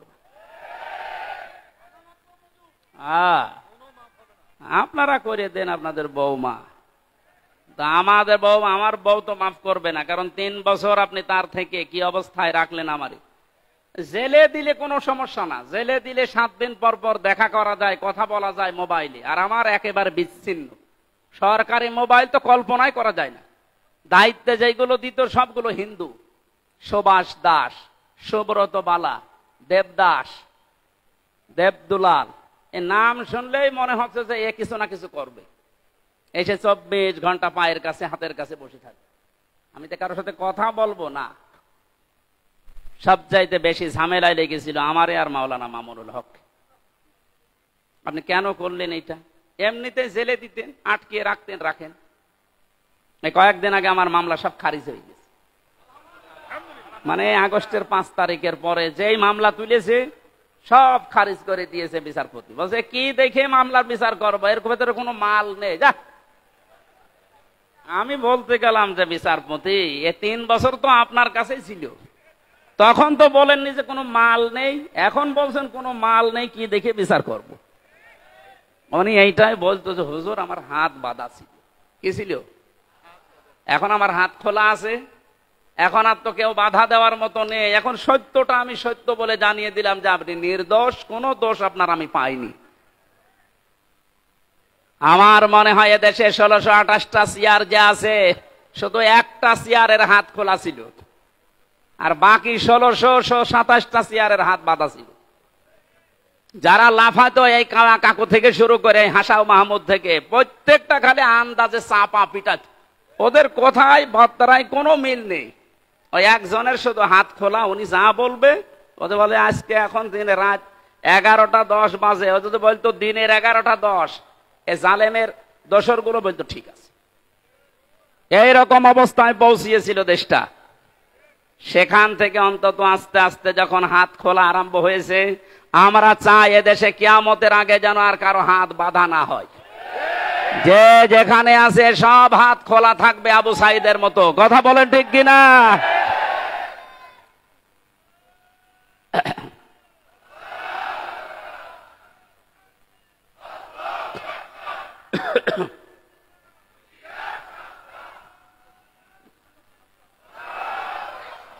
দরুদ পড়ছি, সালাম পাঠাচ্ছি আমাদের নবী মুহাম্মদুর রাসূলুল্লাহ সাল্লাল্লাহু আলাইহি ওয়াসাল্লামের প্রতি। তার প্রথম শব্দ ছিল কিয়ামতের দিন আল্লাহ মানুষকে বলবেন পড়। পড়ার শর্ত বলছিলাম কয়টা? 1 নম্বরে পড়তে হবে শুদ্ধ করে, 2 নম্বরে বুঝতে হবে এই পড়া বিষয়টা। আমি ছোটবেলায় যখন 9-10-এ পড়তাম, ওই সময় একটা ছেলে পড়াতাম কুষ্টিয়াতে। একটা ছেলে আমার কাছে পড়ে, আমাদের ছোট নদী চলে বাঁকে বাঁকে। আমি বললাম এটা মুখস্থ করে আমারে শোনাবা কালকে। আমারে বলছে হুজুর, এই যে আমাদের ময়াকার দয়কার র একটা শব্দ লিখতে 4টা অক্ষর কেন লাগে এইটা আপনি বলেন, তারপরে আমি ছোট নদী পড়বো। আমি জানি না একটা শব্দ লিখতে, বাক্য লিখতে যে 4টা অক্ষর লাগে, আমি তো জানি না। চিন্তা করলাম, আল্লাহ এর বয়স কয় বছর, এখনো দুধ ছাড়েনি, আর এ একটা শব্দ পড়বে, সামনের শব্দে যাবে না যতক্ষণ আগেরটা না বুঝবে। অথচ 96% মুসলমান এই দেশে আল্লাহর কালাম পড়ে যাচ্ছে আন্দাজে, কিচ্ছু জানি না। আহ্বান জানাচ্ছি, এই ছেলেটার মতো মন তৈরি করেন, যেটাই পড়বেন আগে বুঝবেন যে আল্লাহ এবং তার রাসূল কি জানাতে চায়, এরপরে শব্দে যাবে। কথা বুঝতেছেন? 3 নম্বরে শুধু পড়লে বুঝলেই হবে না, যতটুকু জ্ঞান আপনি পেয়েছেন এই জ্ঞানটা মানুষের কাছে নিজের জীবনের ভেতরে বাস্তবায়নের চেষ্টা চালাতে হবে। 4 নাম্বার শর্ত হচ্ছে শুধু নিজে মানলে হবে না, এটা মানুষের কাছে পৌঁছিয়ে দেওয়ার নিয়ত করা লাগবে। এই হাদিসের ব্যাখ্যায় আর একটা হাদিস পেয়েছে, এদিকে তাকান। আন আবি হুরায়রা রাদিয়াল্লাহু তাআলা আনহু قال قال النبي صلى الله عليه وسلم, নবীজি বলেন, বাল্লিগু আন্নি ওয়ালাউ আয়া। তোমরা যদি একটা বাক্য জেনে থাকো ওটা মানুষের কাছে পৌঁছিয়ে দাও। বাল্লিগ দেননি নবীজি, বাল্লিগু বহুবচন। আলেম যারা আছেন তাদেরকে বলছি, কোরআনে কারিমে আল্লাহ বাল্লিগু দেয়নি, দিয়েছেন বাল্লিগ। ইয়া আইয়ুহার রাসূল বাল্লিগ মা উনজিলা ইলাইকা মির রাব্বিক। হে রাসূল, আপনি তাবলীগ করেন, প্রচার করেন, ছড়িয়ে দেন, ছিটিয়ে দেন, জানিয়ে দেন, মানুষের ভেতরে প্রচার করেন যেটা আপনার রব আপনাকে দিয়েছে, তার নাম কোরআন শরীফ। তার নাম কি? আরো জোরে বলেন। কিন্তু কোরআন প্রচার করতে গিয়ে আপনার মনের ভেতরে যেন 2টা জিনিস কখনো না আসে। কিতাবুন উনজিলা ইলাইকা ফালা ইয়াকুন ফি সাদরিকা হারাজুম মিনহু লিতুনযিরা বিহি ওয়া যিকরা লিল মুমিনিন। বলেন আল্লাহু আকবার। আল্লাহ পাক বলেন, এই যে কিতাবে কোরআন আপনাকে দিলাম, এটা যখন মানুষের মাঝে প্রচার করবেন তখন আপনি যেন কোনো ভয় পাবেন না, কোনো দ্বিধা দ্বন্দ্ব সংশয় সন্দেহ এগুলো আপনার মনের ভেতরে কাজ না করে। হারাজনের ব্যাখ্যায় মুফাসসিরিন ইকরাম লিখেছেন 2টা বিষয়। 1 নম্বরে কোরআন প্রচার করতে গিয়ে কখনো এই ভয় পাবেন না যে মানুষ হয়তো না বুঝে অনেকেই মন খারাপ করতে পারে। এরকম মানুষ দেশে নেই? আছে। আল্লাহ যেটা জানাতে চাই আমিও ওইটা বলতে চাই। তো অনেক মানুষ আছে কোরআনের এই বক্তব্য না বোঝার কারণে আন্দাজে মন খারাপ করে থাকে, ও মনে করে আমারে বলতেছে। 2 নম্বরে কোরআনে কারিমে আল্লাহ যেগুলো দিয়েছেন ইবাদত হিসাবে, আবাহমান কাল থেকে অনেকে এমন এমন ইবাদত আবিষ্কার করে করে যাচ্ছে যেগুলো আসলে কোরআনে নেই, ইসলামে নেই। হে নবী, আপনি যখন কোরআনের তাফসীর করবেন তখন ওইগুলো তো টিকবে না। ওই মানুষগুলো তখন আপনার প্রতি মন খারাপ করবে, খারাপ ধারণা করবে। আজকে বাংলাদেশে যেমন মাজারওয়ালারা করছে। মাজারের কোন অস্তিত্ব কোরআন হাদিসে আছে? হ্যাঁ আছে। আপনি মাজারকে সংরক্ষণ করে রাখেন, কোন ইহানত যেন না হয়, অপমান না হয়, গরু ছাগল যেন নষ্ট না করে। তাই বলে সেখানে সেজদা দেওয়া লাগবে, গাঁজা খাওয়া লাগবে, নারী পুরুষ জেনা করা লাগবে? কোথায় পেয়েছেন? আমরা তো এই মাজারের বিরুদ্ধে, যেখানে গাঁজা খাওয়া হয়, যেখানে নারী পুরুষের অবাধ মেলামেশা হয়। কথা বলেন না কেন? এরকম মাজার দেশে নেই। আপনি আমার সাথে চলেন, আমি দেখাবো চট্টগ্রামে অধিকাংশ গুলোতে গাঁজার ফ্যাক্টরি আর নারী পুরুষের অবাধ জেনা। যেগুলো আবাসিক হোস্টেলগুলোতে হয়ে থাকে ওইগুলো মাজারে হচ্ছে প্রকাশ্যে। তাও হক্কানি আলেমরা কোনদিন এটা দেখার পরে জানার পরে সহ্য করতে পারে? এতদিন পর্যন্ত জালেমরা ওদেরকে পাত্তা দিত, জালেমরা ব্যবসা করে খেত, এই কারণে কিছু বলতো না। জালেম যেহেতু নেই এখন, আলেমরা এই জন্য এত বেশি সতর্ক করছে যে মাজারের অস্তিত্ব যেন না থাকে, গুড়িয়ে দেন। কারণ আলেমরা দেখিয়ে এসেছে যে হাজী সাহেব প্রধান অতিথি, সভাপতি, সভাসী। হযরতে ওসমানের কবর আমি দেখেছি, খালি একটা পাথর দেওয়া আছে, বোঝা যাচ্ছে না।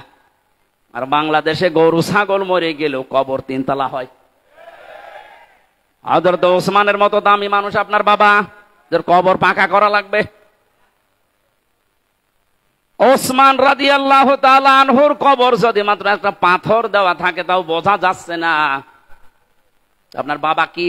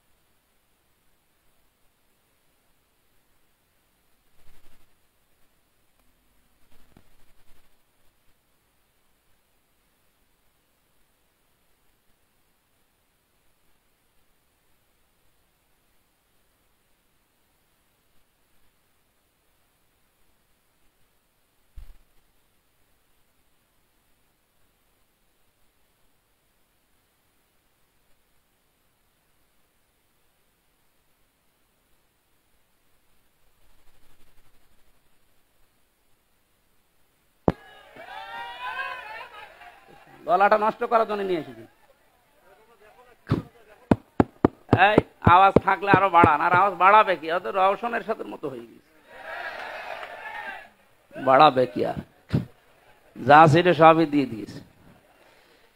সুবহানাল্লাহ আলহামদুলিল্লাহ লা ইলাহা ইল্লাল্লাহ সুবহানাল্লাহ। এই লাগবে না। লা ইলাহা ইল্লাল্লাহ মুহাম্মাদুর রাসূলুল্লাহ। এই কথা বন্ধ করেন, এমনি এটা ক্লাস চলছে বললাম, কথা বন্ধ করেন। তাহলে বাল্যেগোর আমি ব্যাখ্যা করছিলাম যে বাল্যেগ না দিয়ে আল্লাহর নবী বাল্যেগও দিয়েছেন। এটা শুধু আমির হামজার কাজ না, যে যতটুকু জানবে ওইটাই তার প্রচার করা লাগবে, এটা ফরজ মনে করি। বাংলাদেশে এই দায়িত্ব যদি যিনি ছিলেন পালিয়েছে তিনি সহ যে সেখানে আমরা আছি মুসলমান যারা দাবি করি, প্রত্যেকে নবীর এই কথাকে যদি ফরজ মনে করে পালন করতে পারতাম, এই 15.5 বছরে কোনো কোরআনের মাহফিল বন্ধ হতো না। কারণ সবাই আমি প্রচার করি, যে যতটুকু জানি বাধা দেবে কে? বাধা দেবে তারও তো প্রচার করা ফরজ। কথা বলে না কেন? আমরা এই হাদিস না বোঝার কারণে আজ বহু বাধার সম্মুখীন হয়েছিলাম। এখন এটা যেহেতু মানুষ জানছে যে আমি যদি জানি কুল হুয়াল্লাহু আহাদ, এইটাও প্রচার করা নামাজের মতো ফরজ। তাহলে কোরআন পড়তে হবে। ইকরার ব্যাখ্যা বললাম 4টা: শুদ্ধ করে পড়া, নিজে বোঝা, নিজে ওর উপরে কাজ করা, আর এটা মানুষের কাছে পৌঁছিয়ে দেওয়া। আল্লাহ এই 4টা শর্ত যারা মানে তাদেরকেই বলেন উলাইকা ইউমিনুনা বি, এরাই কোরআনে বিশ্বাসী।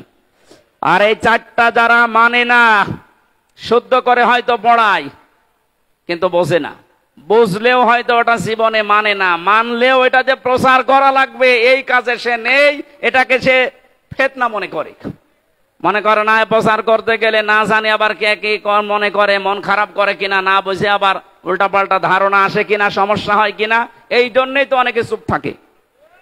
কথা বলেন।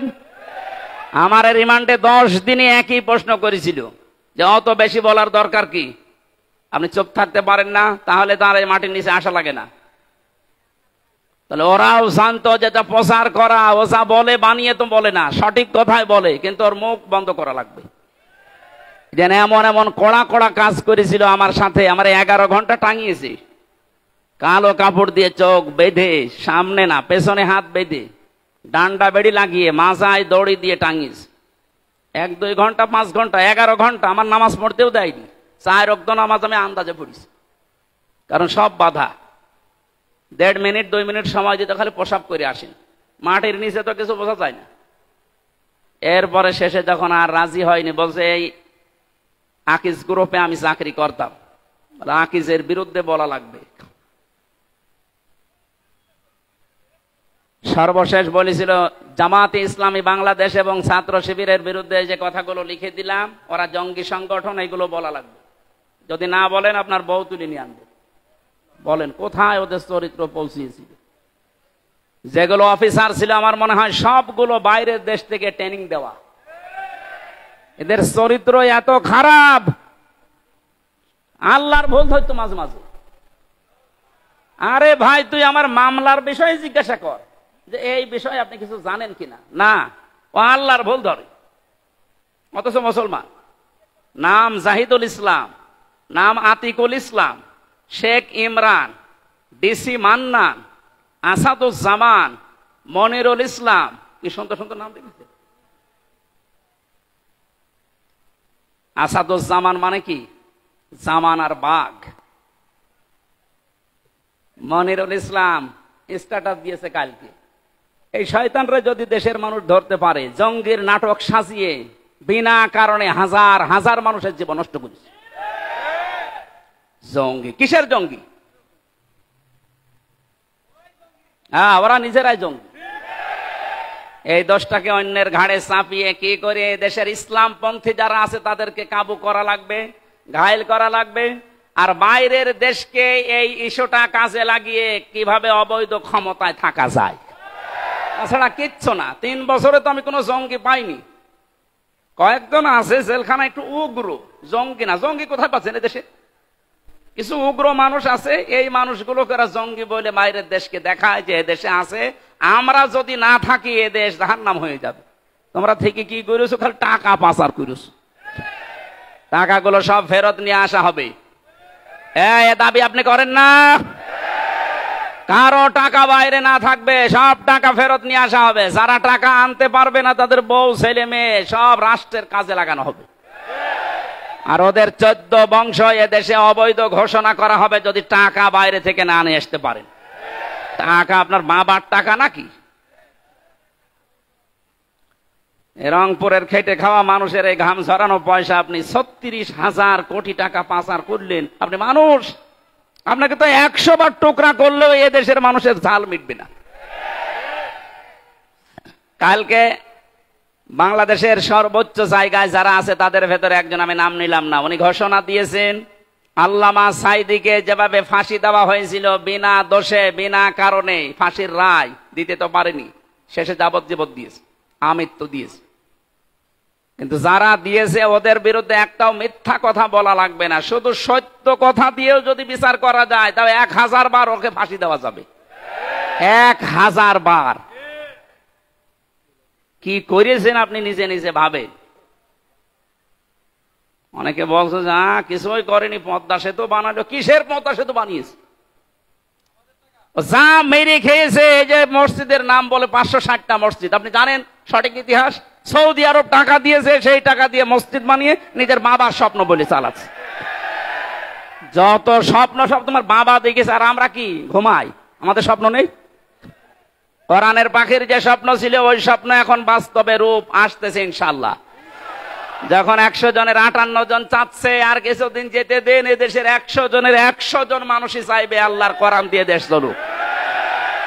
কারণ 53 বছর তো আমরা দেখলাম, একটু শোনেন, 53 বছরে বাবা চালিয়েছে, স্বামী চালিয়েছে, চাচা চালিয়েছে, ভাবি চালিয়েছে, বোনও চালিয়েছে, বাবু চালায়নি। আমরা দেখলাম কি হয়। এখন শুধু বাকি আছে আল্লাহর এই কোরআন দিয়ে দেশ চললে কেমন দেখা যায়, এটা আমরা দেখতে চাই। এই কথা বলেন না কেন? এটা দেখতে চাই না? এটা দেখবেন। এটা যদি কায়েম হয় তখন বুঝবেন যে কেমন সুন্দরভাবে দেশ চলছে। কেউ না খেয়ে থাকবেন ইনশাল্লাহ। আমরা যতটুকু আশা পাচ্ছি, দেখতে পাচ্ছি ভরসার জায়গা, এদেশের মানুষ যদি আর কয়েক % বেড়ে যায়, আর বাড়বে আমি ইচ্ছা করে আশা করছি, কারণ কয়েকদিন আগে 10 জন মুসলমান হয়ে গেল দিনাজপুরে, এর আগে 2 জন চুয়াডাঙ্গা, এর আগে 1 জন গাইবান্ধা, এর আগে 1 জন এই চট্টগ্রামের কি লালদিঘি। হতেই আছে অমুসলিমরা, আর মুসলমানরা তো একেবারে ছোট সালেম আর মাঝারি সালেম ফিরে আসতেছে, কারণ বড়গুলো তো সব তালিকা করা, ও আসবে না। আমার কুষ্টিয়ার যে 2 জন ছিল তালিকা, কোথায় যে পালিয়েছে, ওর বাড়ির ইট পর্যন্ত মানুষ খুলে নিয়ে চলে গেছে, পায়খানার প্যানও খুলে নিয়ে গেছে। যা,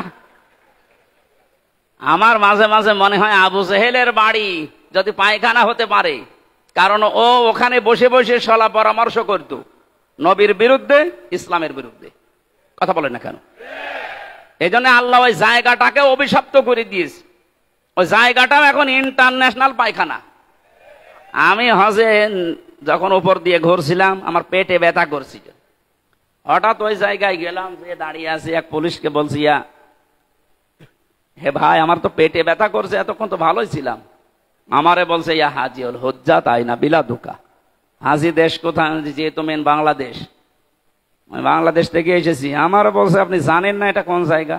না তো। আবু জেহেলের বাড়ি। আপনি এখনো পায়খানা না করে দাঁড়িয়ে আছেন, তাড়াতাড়ি করে। ওই কাজ করে দেখে আমার পেটের ব্যথা ভালো হয়ে গেছে। তার মানে আল্লাহ আমাকে বোঝাতে চাইছে যে হামজা, এত লক্ষ টাকা খরচ করে আসলে আর ওই শয়তানের মুখে পায়খানা না করে চলে যাবা, তাড়াতাড়ি কর। কাবার পাশে ওর বাড়ি, এত দামি জায়গা, শুধু ইসলামের বিরুদ্ধে অবস্থান নিয়ে জালেমের থাকার জায়গা যদি আল্লাহ গজবের জায়গা বানিয়ে দেয়, এ বাংলাদেশেও যে সমস্ত জায়গায় বসে বসে আলেমদের বিরুদ্ধে, ইসলামের বিরুদ্ধে ষড়যন্ত্র করত, ওই জায়গাগুলো জাতীয় পায়খানা বানানো হোক।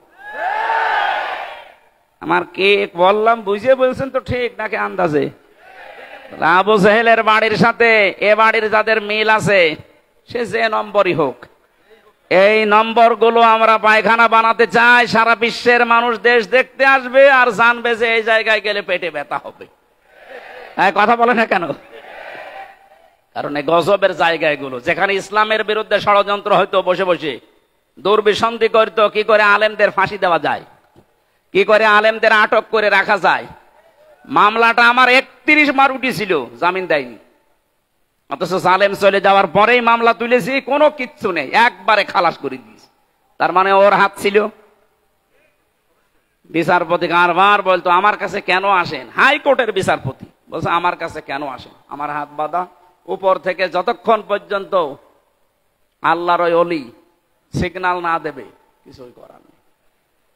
কোথায় ছিলাম আমরা, বিচার ব্যবস্থাকে কোথায় পৌঁছিয়ে দিয়েছে। আজকে প্রধান বিচারপতি যে কথাগুলো জানিয়েছে, আমার মনে হয় এই কথাগুলো বাংলাদেশে অতি শীঘ্রই অতি দ্রুত কার্যকারী করা দরকার। তাহলে ন্যায় বিচার এদেশে কায়েম হবে ইনশাআল্লাহ।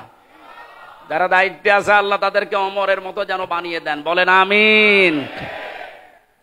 আমরা হাদিসের এখনো 5-6টা শব্দ ছিল সামনে, অরাত্তিল কামা কুনতা তুরাত্তিল ফিদ দুনিয়া, এই শব্দগুলোর ব্যাখ্যা আপনারা আশপাশে যারা আলেম আছে এনাদের কাছে জেনে নিয়ে আমরা তাফসীরুল কোরআন মাহফিলে প্রবেশ করছি। সূরা নসর, কোন সূরা বলেন বলেন? নসর না নাসর? নুন সোয়াদ র। নাসরুন শব্দের শাব্দিক অর্থ হচ্ছে সাহায্য, আর নুন সিন র নাসর মানে ঈগল পাখি। এই জন্য যারা এই সূরাটা পড়তে গিয়ে সোয়াদ না বলে সিন দিয়ে উচ্চারণ করেন, আপনার কিন্তু নামাজ হবে না। কারণ নামাজ ভাঙার কারণ 19টা, তার ভেতরে প্রথম কারণ কোরআন যদি কেউ অশুদ্ধ পড়ে। এবার তেলাওয়াত করবেন শুদ্ধভাবে। আমরা প্রবেশ করছি। ফাউযু বিল্লাহি মিনাশ শাইতানির রাজিম। বিসমিল্লাহির রহমানির রহিম। ইযা জাআ নাসরুল্লাহি ওয়াল ফাত। সূরা নসরে 3টা আয়াত আল্লাহ দিয়েছেন। পুরা কোরআন শরীফে 3 আয়াত বিশিষ্ট সূরা আছে, 3টা, আসর, নসর আর কাউসার। কয়টা সূরা? এর ভেতরে মাত্র 3টা আয়াত আছে। আমার তো যতটুকু কোরআনের উপরে পড়াশোনা করা আছে, এই নসরের ভেতরে আল্লাহ এত কথা দিয়েছেন, তাফসীর আকারে যদি আমি কিয়ামত পর্যন্ত হায়াত পাই তাও এত কথা শেষ করা সম্ভব না। এত কথা এই সূরার ভেতরে আছে। নসর শব্দের শাব্দিক অর্থ সাহায্য। আল্লাহ বলেন যখন আসবে আমার সাহায্য তখন আপনি বিজয় দেখতে পাবেন। তাহলে বিজয় আসার শর্ত সাহায্য। বিজয় আসার শর্ত কি? এই 15.5 বছর পরে যে বিজয় এসেছে এটা আল্লাহর সাহায্যে এসেছে। মাধ্যম বৈষম্য বিরোধী ছাত্র আন্দোলনে যারা জীবন দিল এরা মাধ্যম, আর যারা 2700 এখনো হাসপাতালের বেডে কাতরাচ্ছে। আমরা এদেশের দায়িত্বে এখন যারা আছেন তাদেরকে আহ্বান জানাচ্ছি, বাংলাদেশে এখনো যারা হাসপাতালে কাতরায়, বিশেষ করে স্বাধীনতায় এই যুদ্ধে যারা আহত হয়েছে, প্রত্যেককেই যেন পুনর্বাসন করা হয় তা সঠিকভাবে এবং স্থায়ীভাবে। কথা বলেন ঠিক কিনা? এরা জীবন্ত শহীদ, কারো চোখ নেই, কারো পা নেই। আমি কুষ্টিয়া হাসপাতালে এই 6 তারিখে গিয়েছিলাম দেখার জন্য। 5 তারিখে স্বাধীন হয়েছে, 6 তারিখে সকালে গিয়ে দেখি একজনের অন্ডকোষ উড়ে গেছে, একজনের চোখ উড়ে গেছে। আমার যতটুকু সমর্থ ছিল আমার বাবার, আমি নিজের পক্ষ থেকে বাড়ি বাড়িগুলো ওই শহীদদের বাড়ি গিয়ে সাহায্য করে এসেছি। রাষ্ট্রকে আহ্বান জানাচ্ছে আপনারা এগিয়ে আসেন। এই দরবেশের টাকা এবং এই জালেমাদের টাকা পয়সা সবগুলো বাজেয়াপ্ত করে এদের পেছনে খরচ করে। আমার ভাইরা, এজন্য যে বিজয় আমরা পেয়েছি এটা আল্লাহর সাহায্যে, তাছাড়া সম্ভব ছিল না। 15.5 বছর এদেশে বহু মানুষ চেষ্টা চালিয়েছে, পারে নাই। আমার মনে হচ্ছে আবু সাইদ, মুগ্ধ, রায়হানি, আমিন সহ এই ছেলে মেয়েদেরকে আমার আল্লাহ পাক এই দেশে আবাবিল পাখির মতো পাঠিয়েছেন। ইযা জাআ নাসরুল্লাহি ওয়াল ফাত। তার 1 নম্বরে ওয়ারাআইতান নাসা ইয়াদখুলুনা ফি দীনিল্লাহি আফওয়াজা। আপনি দেখতে পাবেন দলে দলে পালে পালে মানুষ ইসলামে প্রবেশ করছে। কোথায় আপনি দেখতে পাবেন দলে দলে মানুষ পালে পালে ইসলামে আসবে, খ্রিস্টান ধর্মে আসবে, হিন্দু ধর্মে আসবে, ইহুদি ধর্মে আসবে, এরকম কোন কথা আল্লাহ পাক ঘোষণা দেননি। সুতরাং যারা এগুলো করছেন আপনাদের মতলব অন্যদিকে। আমি কথা বোঝাতে পারিনি, নিচে নামা যাচ্ছে না, সমস্যা আছে। সুতরাং এগুলো যারা করছেন আপনারা থামবেন। এ দেশের বিজয় মুসলমানেরা যখন এনে দিয়েছে, আল্লাহ যেটা জানাতে চায় দলে দলে পালে পালো মানুষ ইসলামে আসবে, এইটাই আমরা দেখতে চাই, অন্য কিছু না। সুতরাং ইহুদি, খ্রিস্টান, কাদিয়ানি, অন্যান্য যত নাম নিয়ে মানুষদেরকে ইসলাম থেকে বের করার চেষ্টা চালাচ্ছেন, এদেশের মুসলমানেরা এখনো বুঝে উঠতে পারেনি। যদি বুঝে উঠতে পারে, মাটি তলা পায়ের নিচে কিন্তু মাটি থাকতে দেবে না। কথা বলেন।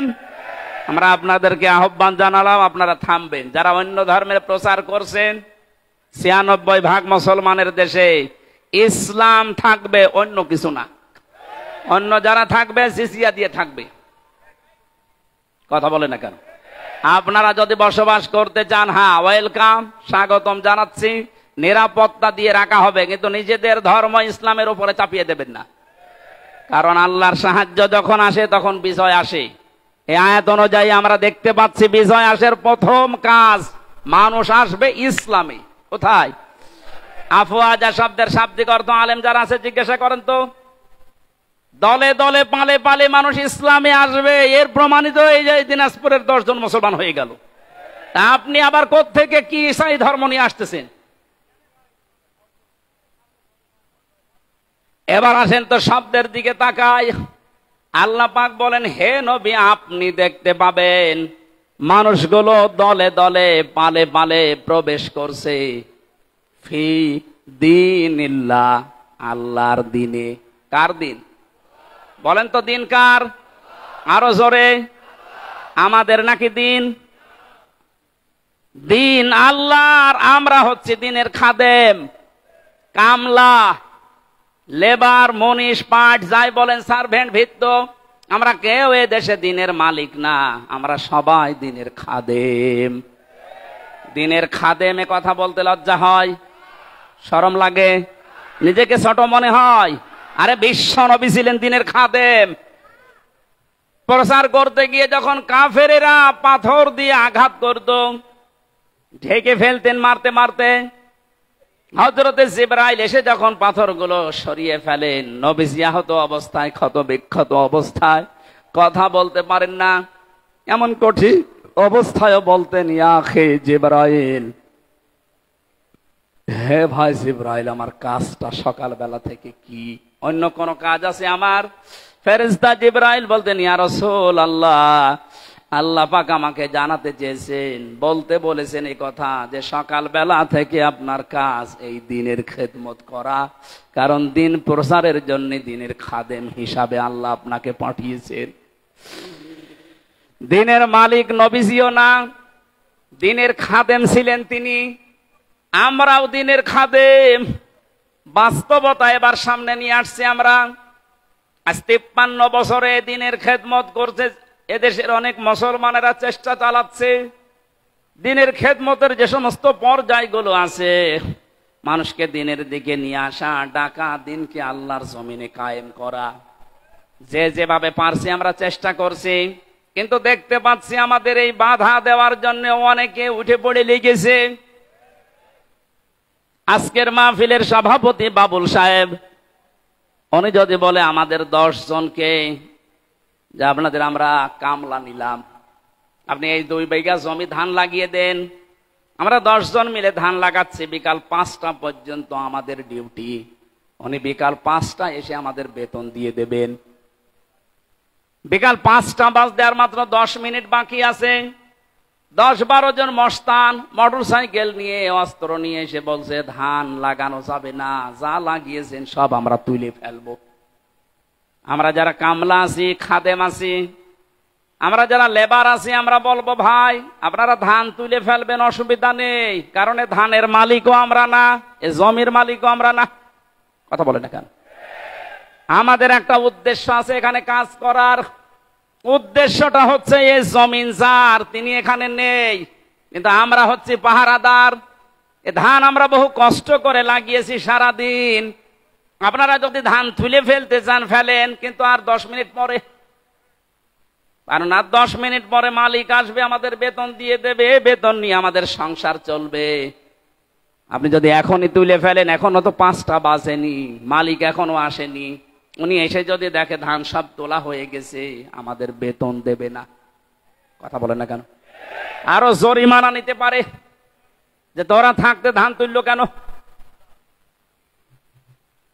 আমারও প্রশ্ন হচ্ছে, মালিক যখন আসবে তার আগে 5টা পর্যন্ত পাহারা দেওয়ার দায়িত্ব এই লেবারদের, এই খাদেমদের।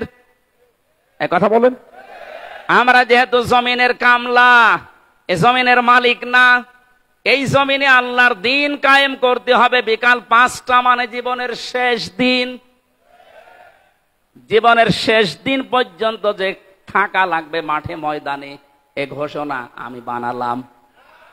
সূরা হিজর 14 নম্বর পারার 99 নম্বর আয়াত। এটা আল্লাহ পাক বলেন, ওয়াবুদ রাব্বাকা হাত্তা ইয়াতিয়াকাল ইয়াকিন। হে নবী, আপনার রবের ইবাদত করবেন, রবের জমিনে আপনি ইবাদত করবেন, কামলা দেবেন।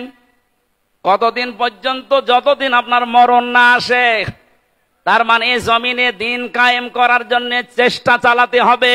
জীবনের শেষ দিন বিকাল 5টা মরণ পর্যন্ত।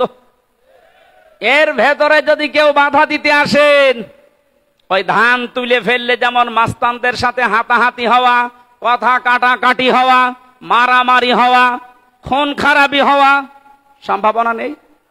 বলেন বলেন বলেন। সুতরাং এই জমিনেও আমরা বিকাল 5টা পর্যন্ত কাজ করব।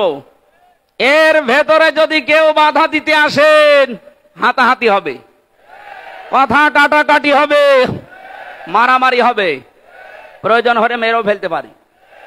কারণ আমাদের বেতন দরকার, আমাদের বেতনের নাম জান্নাত। দেবে কয়টায়? 5টায়। বলেন বলেন। যেহেতু এখনো বিকাল 5টা বাজে নাই, মানে জীবনের শেষ দিন আসে নাই। আমার জীবনের মেন কাজ এখন এইটা, কি করে জমিন আল্লাহর দিন কায়েম হয়। এর ভেতরে বহু বাধা দিয়েছিলেন বিভিন্ন কায়দায়, যেগুলো বাধা দিয়েছে সেগুলোকে আল্লাহ নিজে অপমান করছে। এই যে কালামানিক বিসি উড়ে গেছে, বিসি উড়ে যায়নি, ওর অবস্থা এখন ভালো না। দয়া পরবশ হয়ে অনেক বিচারপতি এখন বলছে ওরে ছেড়ে দিলে ভালো হয়। কিসের ছেড়ে দেওয়া? ও মরে যাক, ওর কোনো ছাড় নেই। শুধু না, যত জালেম ধরা পড়েছে ওরা যেন কিয়ামতের আগে আর ছাড়া না পায়।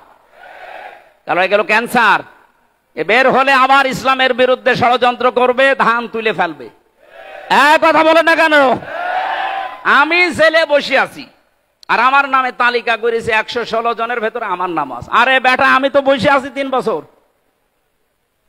কত বড় শয়তান দেখেছেন? আর ওরে নাকি এখন ছেড়ে দেবে। কিসের ছেড়ে দেওয়া? কোনো ছাড় নেই এদের। যেহেতু আমরা বিকাল 5টা পর্যন্ত কাজ করছি, অনেক মস্তান হস্তান আসবে এ ধান তুলে ফেলতে। এ ধান লাগিয়ে বিকালে যখন মালিক আসবে বেতন দেবে, এরপরে বাড়ি। এর আগে জমিন ছাড়া যাবে। কারা কারা টিকে থাকবেন বিকাল 5টা পর্যন্ত দেখি? লিল্লাহে তাকবীর। দিন ইসলাম, দিন ইসলাম, আল কোরআনের আলো, দুনিয়ার মুসলিম, এক হও, লড়াই করো, নারায়ে তাকবীর। আমির হামজা ভাই এগিয়ে। আলহামদুলিল্লাহ ভাই।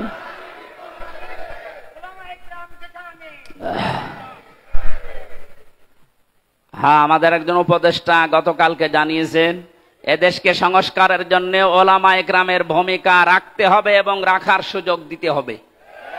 সুতরাং ওনার কথায় আমি সাপোর্ট দিচ্ছি। এদেশে আলেমরা যেন ভালো ভালো জায়গায় যায়। ধর্ম উপদেষ্টা উনি ঘোষণা দিয়েছে এদেশের আলেম এবং মাদ্রাসায় যারা পড়ে, শুধুমাত্র মাদ্রাসা আর মসজিদ নিয়ে থাকলে হবে না, স্বপ্ন দেখতে হবে কিভাবে রাষ্ট্র চালানো যায়। কোনো মহিলার দরকার নেই। আমরা চাই এই সমস্ত জায়গাতে যেন পুরুষ মানুষের, এবং যে পুরুষ আল্লাহ রসুলকে বিশ্বাস করে দুনিয়া চলে, তাদেরকে এই জায়গায় আমরা চাই। কথা বলুন। তাই বলে ফরিদ উদ্দিন মাসুদের মতো মানুষ না, রুহুল আমিনের মতো মানুষ না। এগুলো আলেম নামে ক্যান্সার। ইসলামের সবচাইতে বড় ক্ষতি করেছে 15.5 বছরে এই জালেমগুলো। বাতিলের 5 আটা গোলামি করে কওমি জননী নাম দিয়ে কওমি মাদ্রাসার ইজ্জত মেরিস। এ 3 বছরে যত কওমি আলেম আমার সাথে ছিল অধিকাংশ গুলো ওর নাম ধরে বরদোয়া করতো জেলখানায়। যেই দিন কওমি জননী নাম দিয়েছে জালেমাকে, সেই দিনই বরদোয়া হয়েছে। মাওলানা মামুনুল হক, শাকাওয়াত হোসেন রাজি ভাই যারা ছিল বসে একটা কাজ করলো, আমাদের তো সব উল্টাপাল্টা করে ফেললো। কত বড় মানুষ জালেম হলে একজন আলেম নৌকা মার্কা নিয়ে দাঁড়ায় বলেন তো, হ্যাঁ? আর সে আবার জোর করে নামাজ পড়াতে আসে, ওর পেছনে নামাজ হয়? যে লোকটা নৌকা মার্কা নিয়ে ভোটে দাঁড়াতে পারে ওর পেছনে নামাজ হয় কি করে? আমার মনে হয় নৌকা মার্কা না নিয়েও যদি কুকুর মার্কা নিত তাও অন্তত একটা পদে থাকতো। কি মার্কা নিয়েছে বলেন তো, একটা মার্কা হইল। ইয়াজিদ এই নামটা যেমন গালি হয়ে গেছে, আমার মনে হয় এদেশে অনেকের নাম এখন সামনে কালের আবর্তনে গালি হয়ে যাবে। আপনি যদি হিন্দুকেও বলেন ভাই 5,000 টাকা দেবো ছেলের নাম ইয়াজিদ রাখেন, বলো এটা নাম হইলো, ওটা গালি। কাউকে যদি বলে ইয়াজিদের বাচ্চা, ওই এমনি রেগে যাবে। দেখেন যে সময় আসতেছে, কিছুদিন পরে যাই বলবেন আপনি অমকের বাচ্চা, ওই এমনি রেগে যাবে, বলবে না আপনি দরকারে আমার কুকুরের বাচ্চা বলেন, তারপরও আমি ওই নামের বাচ্চা হতে রাজি না। মানুষ হয়তো না বুঝেও বলতে পারে। কেউ কেউ যদি শোনে বলেন যে কুকুরের বাচ্চা, ওর মাথা গরম হয়ে যাবে। ওরে যদি বলেন বাঘের বাচ্চা, বাঘও তো জানোয়ার, কুকুরও জানোয়ার, ওকে টের পাচ্ছে। সুতরাং কালের আবর্তনে আমরা দেখতে পাচ্ছি আপনাদের নামও থাকবে না। 15.5 বছরে যেমন পরিচয় দিতে আমাদের ভয় পেতাম, এই যে অবস্থা 1 মাস 15 দিনে হয়েছে, এখন এ দেশে আমার সারা দেশ ঘোরা শেষ, একটা জেলাও আমার বাকি নেই। যা দেখতেছি এ দেশের 1 ইঞ্চি জায়গায় দাঁড়িয়ে কেউ কথা বলার সাহস এখন নেই যে আমি এই করি, বলতে পারবে? পিটিয়ে মেরে ফেলবে। আমার বংশের 100 জনের 98 জন ছিল ওই আগস্টের 5 তারিখের পরে বিকাল বেলা আমারে বলছে, বাবাজি আমরা সব জামাতে ইসলামী হয়ে গেছে। জামাতে ইসলামী? এতদিন কি করলেন? আমি 3টা বছর জেলে পড়ে আছি, কোনোদিন খোঁজও নেননি। আরো আমার বাবার কাছে সে টিটকারি দিত, ভালোই হয়েছে। এখন ঠেলা টের পান আপনি যে হঠাৎ করেই ঘুরে গেলেন। ছোটখাটো এবং মাঝারি ধরনের জালেম যারা সব ফিরে আসতেছে, কারণ এরা জানে যে এদেশে কিয়ামতের আগে অন্তত আর দাঁড় করানো আমাদের সম্ভব না, বুঝে ফেলেছে। এই জন্যই বলছি মোড়ে মোড়ে ছবি টাঙিয়ে দেন, ফেসবুকে দিয়ে দেন, যে এগুলো যেন দেশে আসতে না পারে, এলাকায় ঢুকতে না পারে। নূহ আলাইহিস সালামের ওই দোয়াই করছিল, তাজার আলাল আরদি মিনাল কাফিরিনা দাজ্জার, এদের আন্ডা বাচ্চা পর্যন্ত যেন জমিনে থাকতে না পারে, কারণ ওর পেট থেকে যেটা আসবে ওটা ডবল হারামি হবে। সম্মানিত মুসল্লি কিরাম, আমরা আল্লাহর জমিনে আল্লাহর দিনের খাদেম, আমরা কেউ মালিক না। আমরা চেষ্টা করে যাচ্ছি, যদি কায়েম হতে পারে ভালো, না হলেও আমাদের অসুবিধা নেই, আমাদের বেতন আছে। কথা বলেন না কেন? এখন যিনি বাবলু সাহেব, উনি যদি বলেন এই মাস্তানরা যা করবা করো, আমি কিছু বলবো না, যদি সামনাসামনি কিছু না বলে বুঝতে হবে ওনার গোপনে কোনো দুর্বিসন্ধি আছে। কারণ এখন হয়তো কিছু বলছে না, কিন্তু যেই দিন ধরবে মস্তানদের বাপ বলার সময় দেবে না। আল্লাহ আগস্টের 5 তারিখে যেমন দেয়নি, দুপুরের খাবার খেয়ে যাবে সে সময় দেয়নি, খালি 5 মিনিট চেয়েছিল যে একটু লিখে যা। বলে কিসের লিখা? আসতেছে, আপনি তাড়াতাড়ি ওঠেন, তাড়াতাড়ি ওঠেন বলে যে কাজ করেছিল ওই সময়ের ভেতরে বলছে না আমি পদত্যাগ করিনি। তো এগুলো এই ভিডিও কি ফেরেশতারা বানিয়েছে? যতই চালাকি করেন, ধোকাবাজি করেন, এতদিন পেরেছেন, এখন আর এদেশের মানুষ সতর্ক, খুব সতর্ক হয়ে আছে। বাংলাদেশ জামাতে ইসলামের কেন্দ্রীয় আমির সেদিন কুষ্টিয়ায় গিয়েছিল, উনি ঘোষণা দিয়েছে আমরা কিন্তু এখন সজাগ। এদেশের 100 জনের 86 জন মানুষ এখন সজাগ, 14 জন শুধু একটু ঘরে আছে। এই ঘর কেটে যাবে ইনশাল্লাহ, যখন পিঠের ওপরে পড়বে তখন ঘর এমনি কেটে যাবে। পড়তেছেও মাঝে মাঝে, এদেরকে দিয়ে জালেমারা একটু মাঝে মাঝে দেখে যে হ্যাঁ ওরা জেগে আছে কিনা। প্রথমে লাগিয়েছিল অন্য ধর্মের লোকদেরকে, হালে পানি নেয়নি। এরপরে লাগিয়েছে প্রধান বিচারপতিকে দিয়ে একটা কু তৈরি করে, পারেনি। এরপরে লাগিয়েছে আনসারদের। কিসের আনসার? 42,000 আনসার নিয়োগ হয়েছে, তার ভেতরে 32,000 গোপালগঞ্জের। তা আমরা যে এখনো 63 জেলার লোক আছি, আমরা কি ঘাস কাটছি? সবই যদি ওই জেলার হয় তো বাংলাদেশে 63 জেলা জেলা না? পার্সেন্টেজ হিসাবে ভাগ করে দিতে পারেন না? সবগুলো ওখান থেকে। এই জন্যই তো ওরা লেগেছে। 17 বছর কোথায় ছিলেন আপনার অধিকার নিয়ে? হঠাৎ এখন শুরু করেছেন। পুলিশ ছাড়া যদি দেশ চলতে পারে, ও আনসার ছাড়া চলবে 1 আর 2। কোন দরকার নেই, সাতা বিলুপ্ত করে দিন। এজন্য আমাদের উদ্দেশ্য হচ্ছে দিন কায়েম করা এদেশে। যেহেতু দিন আল্লাহর, আর আমরা সব কামলা। আমরা সব কামলা, খাদেম, লেবার, মনীষ, জন, পাট, সার্ভেন্ট, ভিত্ত যাই বলেন, আমরা চেষ্টা চালাচ্ছি আমাদের বেতনের জন্য। বিকাল 5টায় যখন আল্লাহ আমাদেরকে বেতন দেবে, বলবে যা ওয়াসিকাল্লাযীনা তাকাও রাব্বাহুম ইলাল জান্নাতি যুমারা। 70,000 গেট তৈরি হবে আমাদেরকে রিসিপশন করার জন্য। আজ এই দেশের নেতা যারা আসে বিভিন্ন জেলাতে, মন্ত্রী, এমপি, তাদের জন্য 8টা, 10টা, 15টা গেট হয়। আল্লাহ আল্লাহ আমরা এমন খাদেম আল্লাহর দিনের 70,000 গেট আল্লাহ বানাবে। আল্লাহ যেন এই ভাগ্য আমাদের কপালে লেখেন, বলেন আমিন।